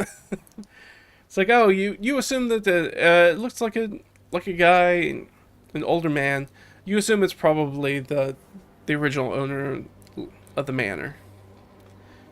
It's like, okay, well, they're looking at the hidey holes for this point, so they're like, I'm gonna search behind it. I was like, oh, that's a good clue, and I like the investigative instinct on it. It's like, I don't want to just be like, no, there's nothing back there. So that's where I was like, oh, that's where you find the clue, and I've given them a clue about, like, the chartreuse lantern, which is a big portion of the last encounter. It's right there, the chartreuse lantern, which is a trap aspect. So the chartreuse lantern, so you walk in there. If you get picked up by the censors, which are statue dogs, if they pick you up, they come to life and they animate, and they turn their eyes actually on the lantern above, and they shoot these chartreuse laser eyes into it. And as they do that, as the round goes by, and if you allow them to do that, undead start to animate from the pile down at the bottom. So like, oh, so we got to make sure that we hit each of them like once during the combat, or they're gonna stick through the round, and then we're gonna have to fight more undead. So it's kind of a little puzzle encounter, kind of fun. So it's got a puzzle in it, this sort of trap that you've got to deal with, as well as it's got the creatures themselves as the fight, as well as some undeads. They kind of throw in there, just kind of make it. Towards the end, we had our big fighter character, beefy defender character, enlarge themselves, and they ran up the stairs and they ripped the vault door sort of off its hinges because they made a great strength check. So I'm like, yeah, you twist it and rip it off the hinges and kick it. I think he kicked it in, is actually what he did. They're like, yep, just sitting there on the pedestal is a cosmic tuner. And he's like, and there's other stuff in there too, but primarily that's the big coveted item sitting off in the middle. And he's like, great, I grab it. Explain what the cosmic tuner is. He's like, I get out. It's like, okay, well, as soon as you like go in there and grab it, like now all the bad guys focus on you because you're now actively stealing stuff. So like now all the undead are coming after them. Now all the hounds are kind of focused on them, It's a nice big fight. It's fun. Everybody gets shots off. Everybody's groans when another undead animates, and like, no, it's fun. Very, very sort of climactic. And that's the start of the climax, I should say. They get that done. They have the thing, and they're like, okay. They rush out and they crawl their way back out and get to the manor, and they're like, okay, how much time do we have left? They're like, okay, you take a look at the time, you can do a little wilderness survival check, and you're like, you don't have very long left. You guys spend a lot of time in the manor house and kind of looking around the town and stuff. Or primarily, you spend a bunch of time in the manor house turning it upside down, which took you a lot of time on your 24-hour period. Plus, it already was quite a bit of a walk to just get to the town itself from the portal. It's like, so now you guys are like, you guys got to book it. And this is, I'm also trying to bring the session to the end because it's been a long session. I'm like, all right, we're going to do it. This is the end. We're going to get to the end. Them getting back to the portal is just going to be the end. So I'm like, all right, so here's what you got to do. You know the time's running out. What you guys have to do is run. So it's just 3 checks, Constitution saving throws to just basic stamina, just to keep running. Now remember, there's a complication here because one of your characters is slower than the rest of you. So here's what happens. If you just left the character by themselves, they have disadvantage on the saves because they're trying to keep up with faster characters. He's like, oh, well, can I carry him? It's like, yes, you can carry him. If you carry him, you have disadvantage on your saves, and he doesn't have to make any saves. He auto-passes. And so they kind of go back and forth about how they're going to do it. It's like, okay, well, everybody's going to at least run. At least until somebody gets a failure.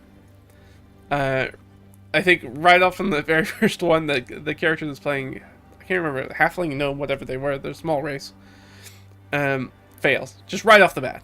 Like, okay, if you fail more than once, you're not going to make it through the portal. So what are you guys going to do?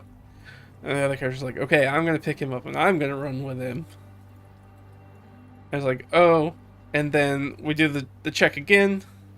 I made some check rolls. I made some random DCs. Do that in the 2d6 table as well. If you want to see how I make random DCs on the fly, so I did that as well. Made the random checks, the random DCs for it. Well, our small race was getting carried, so they obviously passed. The other 2, unfortunately, also failed. So I'm like, all right, here's the problem. It's the last roll, guys, and each of you has 1 failure. What are you gonna do?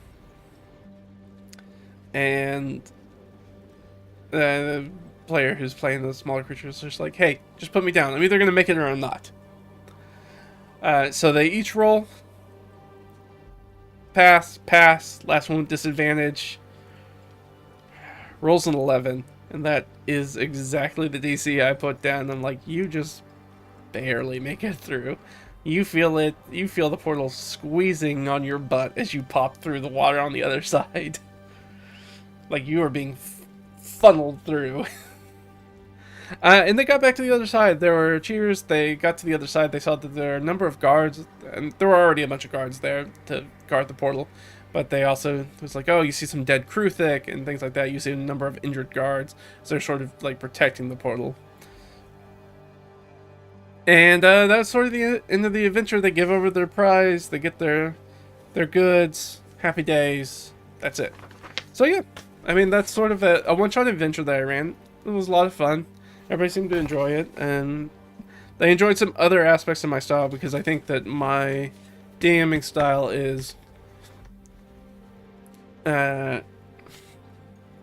it's certainly different than sort of our main GMs. Like we definitely, every DM's got their own sort of style, and so I think for a lot of the people that I'm playing with in that group, they don't have a ton of D&D tabletop RPG background, so they haven't seen a whole bunch of different DMs and GMs to understand that, like, oh, there's actually pretty wildly varying styles of games and how people run games. So they were like, this is just, there were different aspects of it that they really liked, and they were like, oh, this is really cool. Like, you do things this very differently, and like you keep the pace really fast. Everything really moves and hums, and like it's very different. Like you get that tension build, and like it's just not to say obviously not saying that our other DM's bad. Our other DM is great. just to say that, seeing like, oh, these are two like pretty. I mean, they're not like full into the spectrum different, but these are two pretty different ways of D&D and what they kind of focus on, and the aspect of it where our other GM's a little bit more narrative role play kind of focus, which I love all that stuff too. Obviously, I wouldn't, if I didn't like it, I wouldn't be playing in their game. But from my aspect, I'm like, oh, I'm a big sucker for the exploration tier, and I'm like, oh, well, here's like all the troubles of just like trying to get to places and just trying to deal with monsters and being in the wilds and getting through dungeons and all the sort of stuff that all the sort of people you can run in and talk to, all the sort of creatures that you can just straight up avoid if you're smart and worry about it. It's like it's not necessarily, it feels sandbox play adjacent, but that mentality itself is not inherent in sandbox play. It's not because of sandbox play. This idea that it's like, hey, again, we talk about obstacles and challenges rather than problems with solutions, right? So if you have a problem, the idea is that a problem has a very specific solution to it, whereas a challenge or an obstacle is just something that you have to go around or get past. Doesn't really matter how you do it. You can go through it, right? You can make it a straightforward fight. You can try to talk to the monsters sometimes, depending on what kind of creatures they are. If you can speak their language, make use of things like tongues, comprehend languages, those sorts of things. Those spells become a lot more important in sort of my games. Just in the same way that we were talking about with the resource die, having applications for mending and purify food and drink and those sorts of things, like very, very good berry, those sorts of spells that have limited use. In a lot of people's games, I try to focus on a little bit more of that aspect where these non-combat spells and solutions are a lot more powerful because they represent dealing with a different challenge than you see necessarily in a lot of people who run maybe very straightforward social games, very straightforward combat games.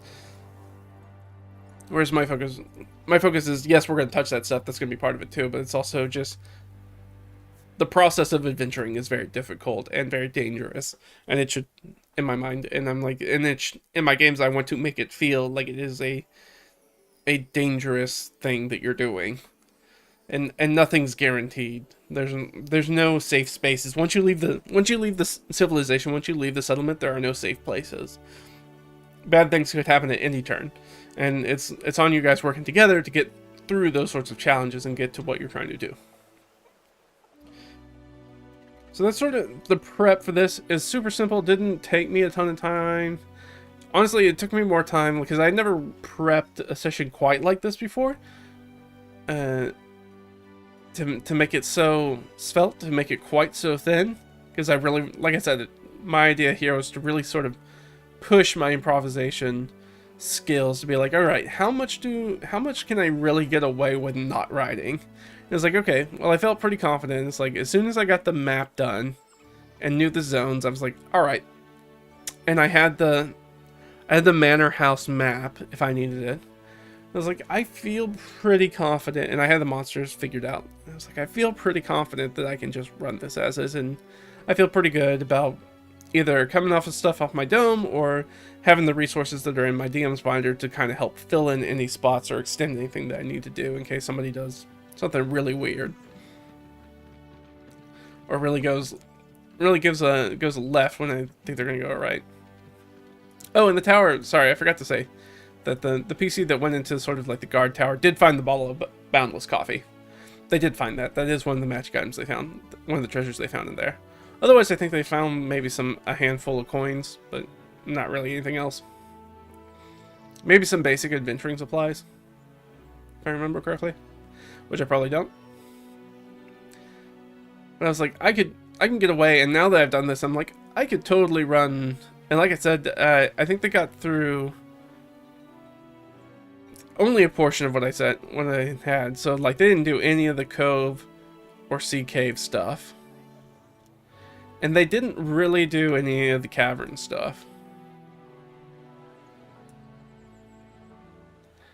So there were still things to explore they didn't really explore. They didn't talk to the pirates at all.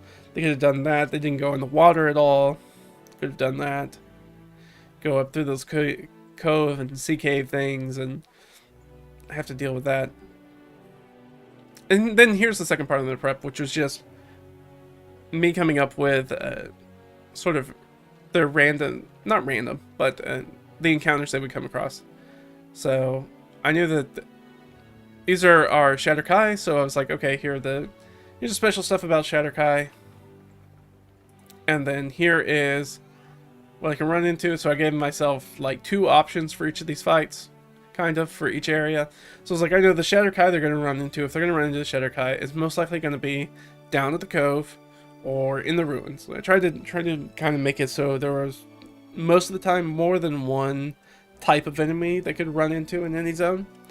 So I was like, okay, you can run into the Shatterkai down the water, down the cove, down in the ruins, and they're like actively looting the town. So I mean, they can kind of pop up wherever. I think if they'd spent more time in the caverns, I might have let them have the option to find somebody down there.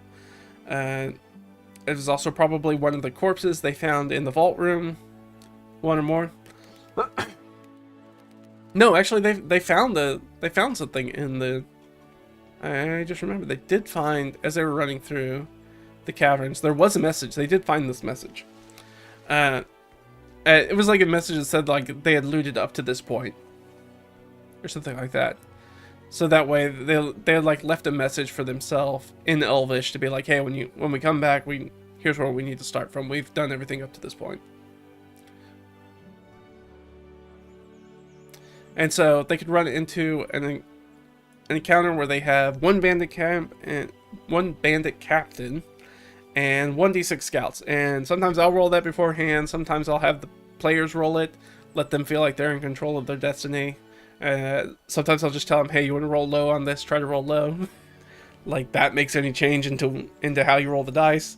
But then it's fun. It's a little bit more interactive, and I know that's when one of the players was really enjoyed that part. They're like, oh, cool, I get to do all these cool like high-low rolls when I ask questions about stuff. Then maybe, and then like my die rolls determine maybe how many enemies we fight. Like they really enjoyed that aspect. They were like, oh, this is really cool. Like that's not something I've ever done in D&D before, where I felt like I had more of a hand in what was going to show up in the game. So that was the part they liked. Or they can roll the 2d4 for scouts, so that's the 2 different things. And then we just use the bandit captain in the scout stat block, but they have all the cool Shatterkai stuff, where they can do the teleport, they're immune to sleep, the resistance to charm, and necrotic damage. Didn't have anybody doing necrotic damage, and I don't think we had anybody casting charm magic, so none of that came up. And they didn't fight them anyways, or even talk to them, so we didn't really have to worry about it. So this stat block we did not use. But like I said, I just kind of compressed the stat blocks to just the information I need. And then you kind of go, alright, well, up at the town and the manor, here are some other things you can run into. This one actually has 3 different ones because I wanted to make sure the incorporeal ones were in there as well for the undead. So they can run into a ghast and 1d4 minus 1 ghouls, 1d3 plus 1 ghouls, or 1d3 minus 1 specters plus 1d6 minus 1 shadows. This is not, I shouldn't have done it this way. Because technically, that's bad on my part, because technically they could run into an encounter where they have 0 enemies. But maybe I'll say, that's fine. You guys just find traces of them, or you see them moving outside or something like that. I could definitely work around that if I needed to. You have the ghast and ghouls, but that kind of gives you an idea. So, yeah, some corporeal ones that are bad, and then some incorporeal ones. And I knew the incorporeal ones were mainly going to be at the manor, and then sort of the ghouls and ghast are going to be down in the town itself. And then you'll notice that I actually did not create undead for the Chartreuse Lantern encounter, because I didn't know how that was going to go out, and I was like, I was just like, they'll just be like basic zombies. It'll be like, they'll just have the standard like commoner stat block where they get kind of a 2+2 to anything they're proficient with, and it's a 0 otherwise. and then give them sort of like the undead fortitude. And I actually added undead fortitude to, I think, the ghoul encounter, just because I wanted to make it a little bit more threatening, because I was rolling so poorly and they were rolling so well, so that I wanted to give them a little extra something something. Just kind of, because I was like, it was kind of built up to be like a more tension heavy kind of encounter, and then, you know, my rolls just didn't support that, and their rolls didn't either. They should have been rolling low, and I should have been rolling high. That's how it's supposed to go. Get on the same page, guys. But anyways, so I gave them the undead fortitude too, where they made con saves every time that they got reduced to 0 hit points, and so we had a couple of ghouls get up a few times before they got put down for real, and hop back up with 1 hit point, and they did not like that. I'm not like mechanically like somebody was like, that's not how ghouls work. But it was more like, oh, no, usually when I hit things, they stay down. Why is it getting back up with half a face? Kind of thing. So that was fun. We have our specters and our shadows, and then we have the water and sea caves. So this is if they had gone in the water. I also would have used the Shatterkai things. If the Shatterkai helped in that fight, that could have been like a weird 3-way fight. Or if they were, the Shatterkai could just be in the water too, if they were looking for sunken treasure or something like that in the port. But otherwise, it's water elemental or Sohwagan. Not okay. So there's something I found out recently is that in D&D Beyond, of course, they have the pronunciations for things, and they have pronounced specifically this word. That's right, Matt Mercer. It's on record is pronouncing this Sahuagin. That is not how that is said. That I have never heard anybody say that. Sahuagin is supposed to be accordingly the appropriate pronunciation for that word per D&D from like the 80s, and I don't know how they got that wrong in the recorded version, but somehow they did. But it's definitely not Sahuagin. And I expect Matt Mercer to know that. Of all people, I expect him to know that, given his background with D&D and his background as a voice actor and pronunciation, to know that Sahuagin is not the correct way to say that. I don't expect a lot, but I expect kind of that. And in the vaults, we had some constructs that, of course, you have to have the classic constructs. Who else is going to guard the vault? Because they need to be either undead or constructs, because they need to be ever vigilant and never need a break or die or food or water or the bathroom or anything like that. So of course you have to use either undead or constructs. So this time I went with constructs. The Iron Cobra didn't actually use an Iron Cobra, used Bronze Scouts for this one.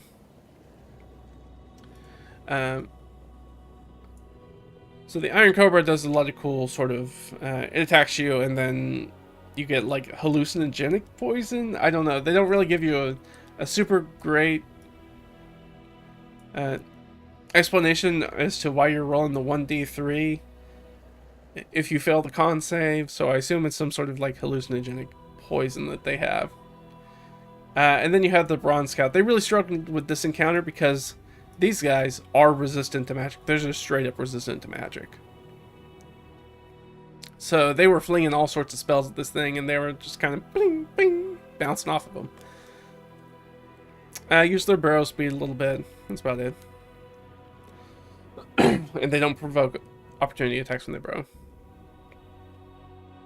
The Kruthic one was fun. Like I said, they had a fight in the fog where they were spread out. These guys have tremor sense. Both the adult and young Kruthic, which made it very easy for them to find the good guys in the mist, in the fog. And also be able to burrow around and climb trees and stuff. But the PCs kind of struggled with it because, you know, it's fog. It gives you at least disadvantage on perception checks, if not worse, depending on how heavy the fog is. But yeah, I mean, that's the setup. It was pretty easy to make. I probably spent more time running this game than I did actually prepping for it in the end. Well, that's not true. I should say it definitely took me less time to do this version. The actual writing, the actual coming up with the ideas and like fleshing it out and figuring out what it was going to be on stuff, that part was pretty easy. But then that doesn't account my time to actually type it up and transcribe monsters' stat blocks, which probably took more time. Again, that's just a me thing. That's not something you need to be doing for prep. They make perfectly good stat blocks. I just don't want to carry around a book or be forced to use an internet connection to play my D&D game. That's a me thing. That's not a you thing, unless you want it to be a you thing. I like it because then I don't have a screen in front of me. I can literally sit down, like I said, with this sort of package, the book and a couple of pages of paper, and be like, okay, let's run D&D. I can go, right. They didn't get through all the content. It was like, we could easily run a 10-hour game off of those 4 pages of prep. Pretty simple to do.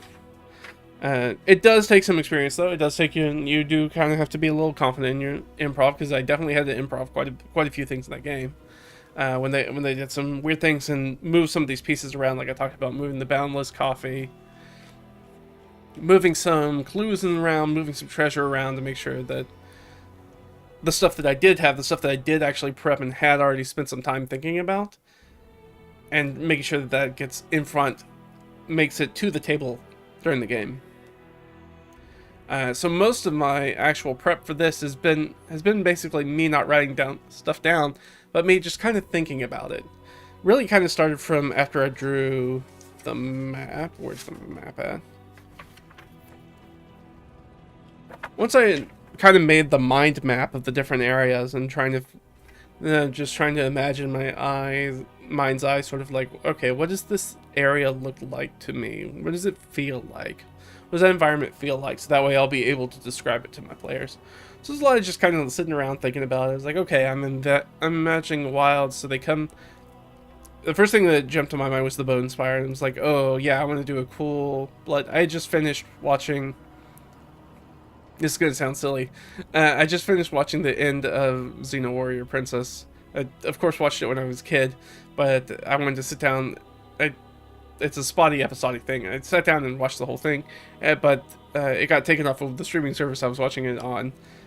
As I was in the last season, I didn't make it all the way through before they lost the license. Got the license back, so I finally sat down and finished it. And in the beginning opening credits, they have it's like a dark priest seer's like ritual cup or something like that. But it's like a big like punch bowl kind of thing surrounded by skulls with bubbling dry ice, bubbling sort of like red liquid, and I always loved that visual, so I was like, I'm just gonna make that the portal. That sounds cool as heck.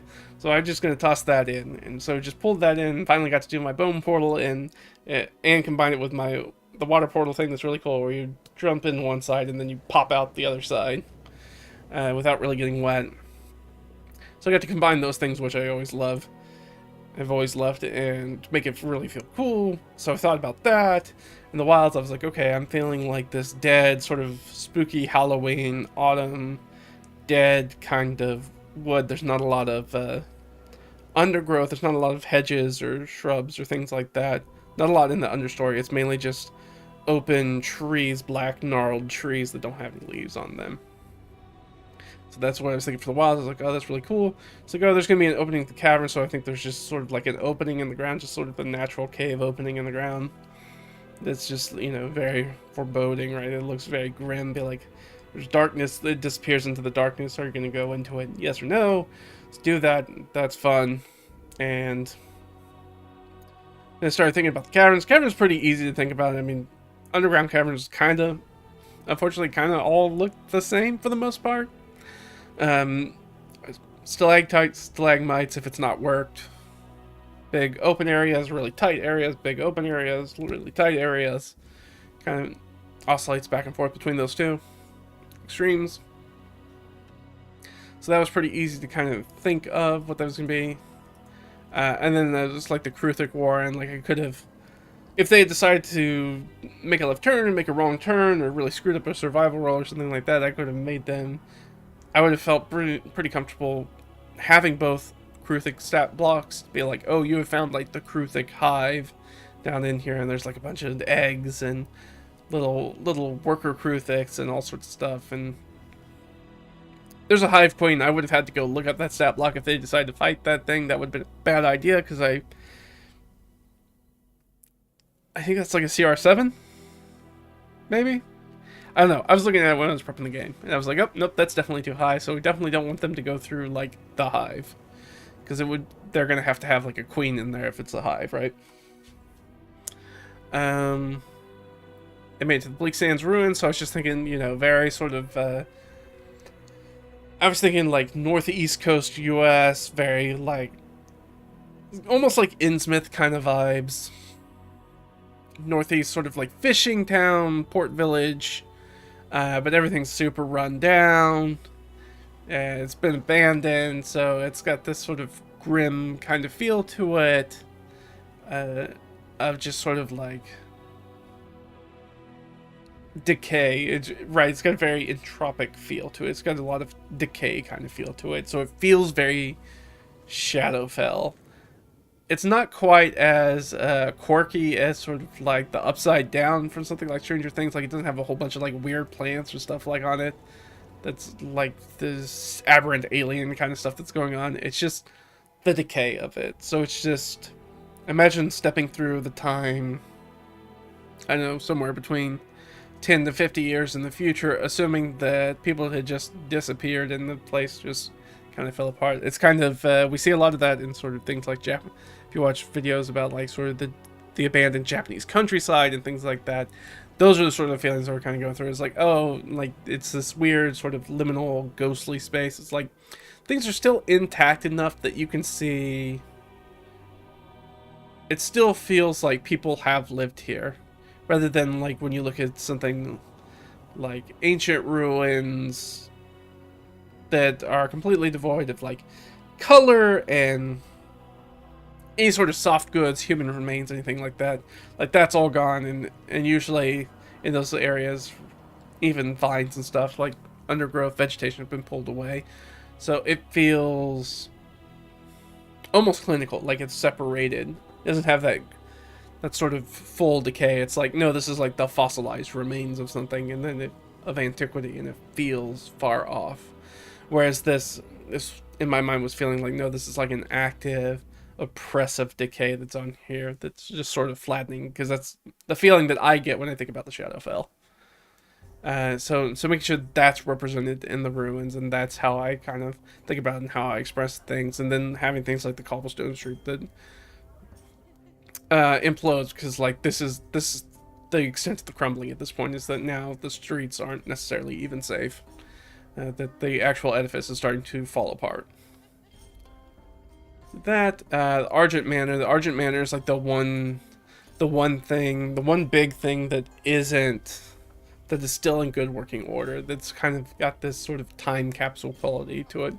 This idea that this is outside the decay of other places. And having that, and having the weird sort of like the idea of this sort of silvery exterior that's got this strong vertical Art Deco streamlined style to it that makes it look weird. It's very interesting. So thinking about that, and then the Cove and the Sea Cave, which was originally like the Sea Cave stuff wasn't in my original thought for it, but then I was like, oh, it'd be very easy to add a way to get from the Cove where the ship is, where the port is, all the way into the underground cavern to kind of complete that loop, the dungeon loop of ways to get to your goal in different paths. Be like, yeah, I'm even when I was making it, I was like, it's super unlikely that they're gonna go through the sea caves, that they're gonna end up down there unless they get teleported out of the manor they all fail the teleport spell and they all get flung off the cliff. That fun teleporter. So it's unlikely they're gonna go in here, but I was like, this is just gonna take me like a few minutes of prep time to put together these rooms and to make like 2 random encounters for it, just in case they do it. It's kind of worth having it, just in case I need those stat blocks for something, and just in case they end up going down to the Cove. I don't think they will. They didn't. And then I had that clear idea from the vault. That was one of the first things that I came across when I knew that there was going to be a vault, as I was coming up with the treasures and where they were going to be for the adventure. That's the thing that one of the strongest images that jumped to my mind was the pillars with the vault on itself, isolated with the staircase up to it with like no railings or anything, just a floating staircase of stone that goes up to it, and it's just away from everything set up on these pillars. Like, I had such a strong idea with that, and then the chartreuse lantern outside, and the flanking sort of like pillars of the statues that protected. It's like, that was such a strong visual that I was like, alright, that's clearly got to be like the big thing here. But yeah, I mean, that's all it took me to sort of prep it. Hopefully that's useful for you guys to take a look at, and you can grab whatever usefulness you want out of that if you feel very comfortable with your improvisation. I think this would be a pretty good, relatively quick prep manner for you guys. If you guys want to take this and do the map, I always say do a map. I think that's really good advice for any adventure you're running, is to always make a map. Like I said, it doesn't have to be a room by room thing. It can just be one of these little guys, one of these straightforward mind map. Is like, okay, there's this area, and this area connects to this area, just to sort of have an idea of, in the physical space, of as the party sort of moves through it, where they end up and how they can get from one place to another. That's what's important, is that now you have an understanding of the physical space when they move around in it. That's why the map's really important. Then making sure that there's like different paths too. There's not like just a fully linear path. Like, there's different ways that people can get to things. And yes, that means that some of your adventure stuff probably won't get used unless they have time. I put a timed element on this one, but if they didn't have time, they might have explored all of it in, 3 or 4 sessions. Gone back and really started to pick over things. If they did that, I'd probably develop like a more linear sort of dungeon style map for that. If I found out like they were going to stick around, they were invested in sort of exploring more stuff down here, maybe dealing with the Kruthic Warren or something like that, they want to come back and deal with that. All right, well, that's going to be its own little mini cavern adventure to set up. Should be a lot of fun. But yeah, I definitely say check this out if you like that high improv method. I do say that I have played with people who do this and swear by it, but a little prep goes a long way. It has been my experience, that's a personal experience, of course, that playing with dungeon masters and game masters who don't do any prep, it's really hard for them to run an ongoing campaign, because they don't prep, which means they don't take any notes during the session. So they start to contradict themselves pretty quickly on stuff and not remember stuff about the own game world that they've made. Which for me hurts my immersion, and it's not something that I'm looking for. I was like, if I took the time to write it down in my notes, shouldn't you, as the GM, also know it? If it was important enough for me to write down? Like, why did you give me this thing as like an adventure hook or something to follow up on if you weren't gonna also remember it? Because you didn't have it prepped and you didn't take notes about it. But a little prep goes a long way. So you do this and then you take some notes. I usually carry one of these little guys, like a little memo pad or something like that I just take notes on. I also use it to track like monster HP and stuff, just to make it super simple. Like I said, I do mostly it's very analog style, which I know feels very old school. If you haven't tried that, I do say give it a try. You might actually like it. I enjoy it more. I've run games online, offline with digital tools, offline with analog only tools. I tend to like more analog stuff, just because I think it takes away, I think the screens put barriers between me and the game, and so I try to remove as many of those barriers as I can. That's, again, a personal thing. That's about me playing, but that is the way that I like to run and play games, is with as few digital tools and more analog tools as I can, because I think it keeps me sort of in the game. Different strokes, different folks, all that good stuff. But I think that, yeah, so check this out if you like this. If you are the sort of person who wants a lot of prep, and this, looking at a page that's really only 2 pages of prep, makes you nauseous about trying to run a session off of that, that's fine. I do used to be like that. It's something you learn over time. And like I said, even with this one, like, I'm pushing myself to do more improvisation. Also, so I don't have to prep as much. Because prep takes time. And time is often the resource we're short on as dungeon masters and game masters. So I want to get a little bit better at not having to prepare as much. So the stuff that I do prepare is more likely to make it into the game, and then I can just kind of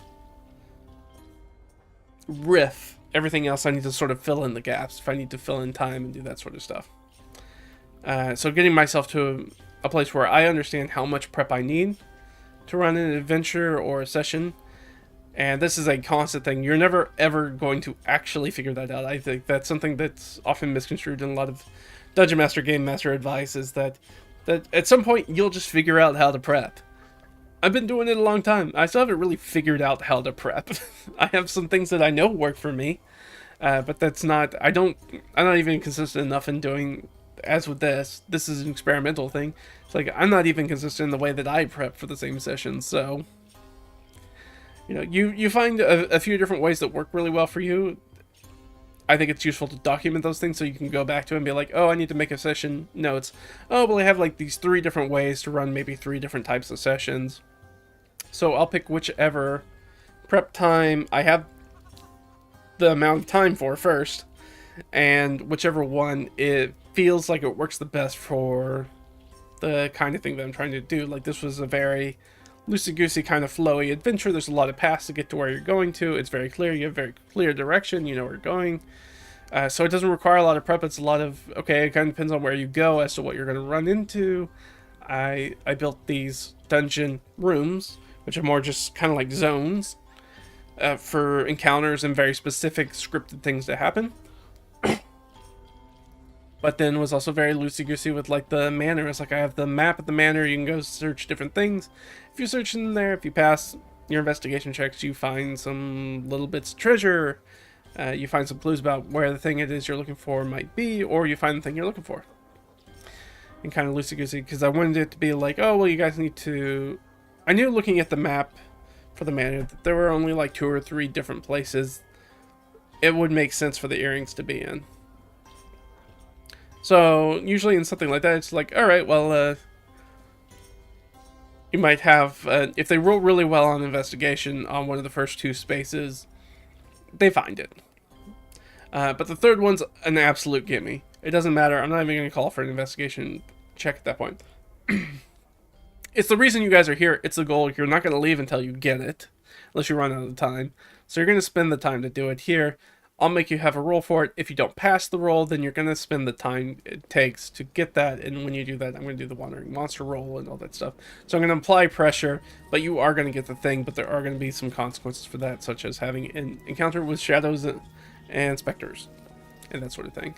But making sure that they don't completely fail flat where they feel like they don't know where to go and what to do because they feel like they've checked all the rooms and they just happen to fail the investigation check in that one room. Instead of being like, nope, you are definitely going to get the thing. Because the adventure comes to a screeching halt if you miss it in the room that it's supposed to be in. So instead there's just optional locations, and then if you don't pass it by the time you get to the last possible location, you're just going to find it. And so that's just sort of how I ran that, and it worked very well. But getting to this point, this is definitely an evolution of mine, because I remember... Certainly when I started prepping, I would probably have, I don't know, 3 times as many notes for something like this. And this 3 times as many notes for what I think I'd have like 6 pages of stuff for things that I think was only going to happen in that one session of D&D. And I ran this, and this was a longer session. We didn't get through all the prep. So I feel really good about this. It worked really well for me. So if you are interested in flexing that muscle, I'd say try something like this, where you do kind of an outline, more of a loosey-goosey outline rather than a very sort of concrete physical space, and everything is going to happen here. Like most adventures are kind of built where you have a very specific map, and each of the map has very key things that happen there, and very explicit rules. Right? I don't even have in these like what checks are you going to do. I don't know. I just know that the DC is probably going to be 16 in this room. For whatever you're trying to do. If you're trying to identify this potion or scroll, roll me Arcana or Medicine or Herbalist Kit or whatever. You come up with, you tell me how you're trying to identify this potion or scroll or whatever it is, and I'll tell you, yes, that makes sense, or no, I don't think that makes sense. What if you use this skill or tool instead? I think that would make more sense. Or do one of the things where you're like, oh, you could use this skill, and I understand that you want to use this skill, but the DC is definitely going to be higher for this skill. The skill that you may or may not have, if you want to make a roll for that, it's going to be a lower DC. So, which is effectively just being like, you're making the same roll without the bonus of your proficiency, often. Which is not, I think, the intended result, but that is kind of what ends up being the result. But yeah, I think that's everything for this one. I hope you guys enjoyed it. I hope this kind of gives you an idea of sort of how I prep and how that translated at the table, what I change and maybe do a little bit differently, and maybe informs sort of how you look at the game and how you look at your prep in the future. But that's it from me. If you like this, of course, leave a comment. Subscribing always helps. Likes always help. Most important, though, the thing that really helps the most is sharing. So if you share this on Reddit, social media, your preferred RPG forum, whether that's D&D Beyond or Ian World or whatever, that's really helpful to kind of get this in front of other people's eyes, because the YouTube algorithm is not that great at doing that. So any physical human help is always more helpful. So I do appreciate it. Of course, if you want to find out other ways to support me, there is always our coffee link that's down here.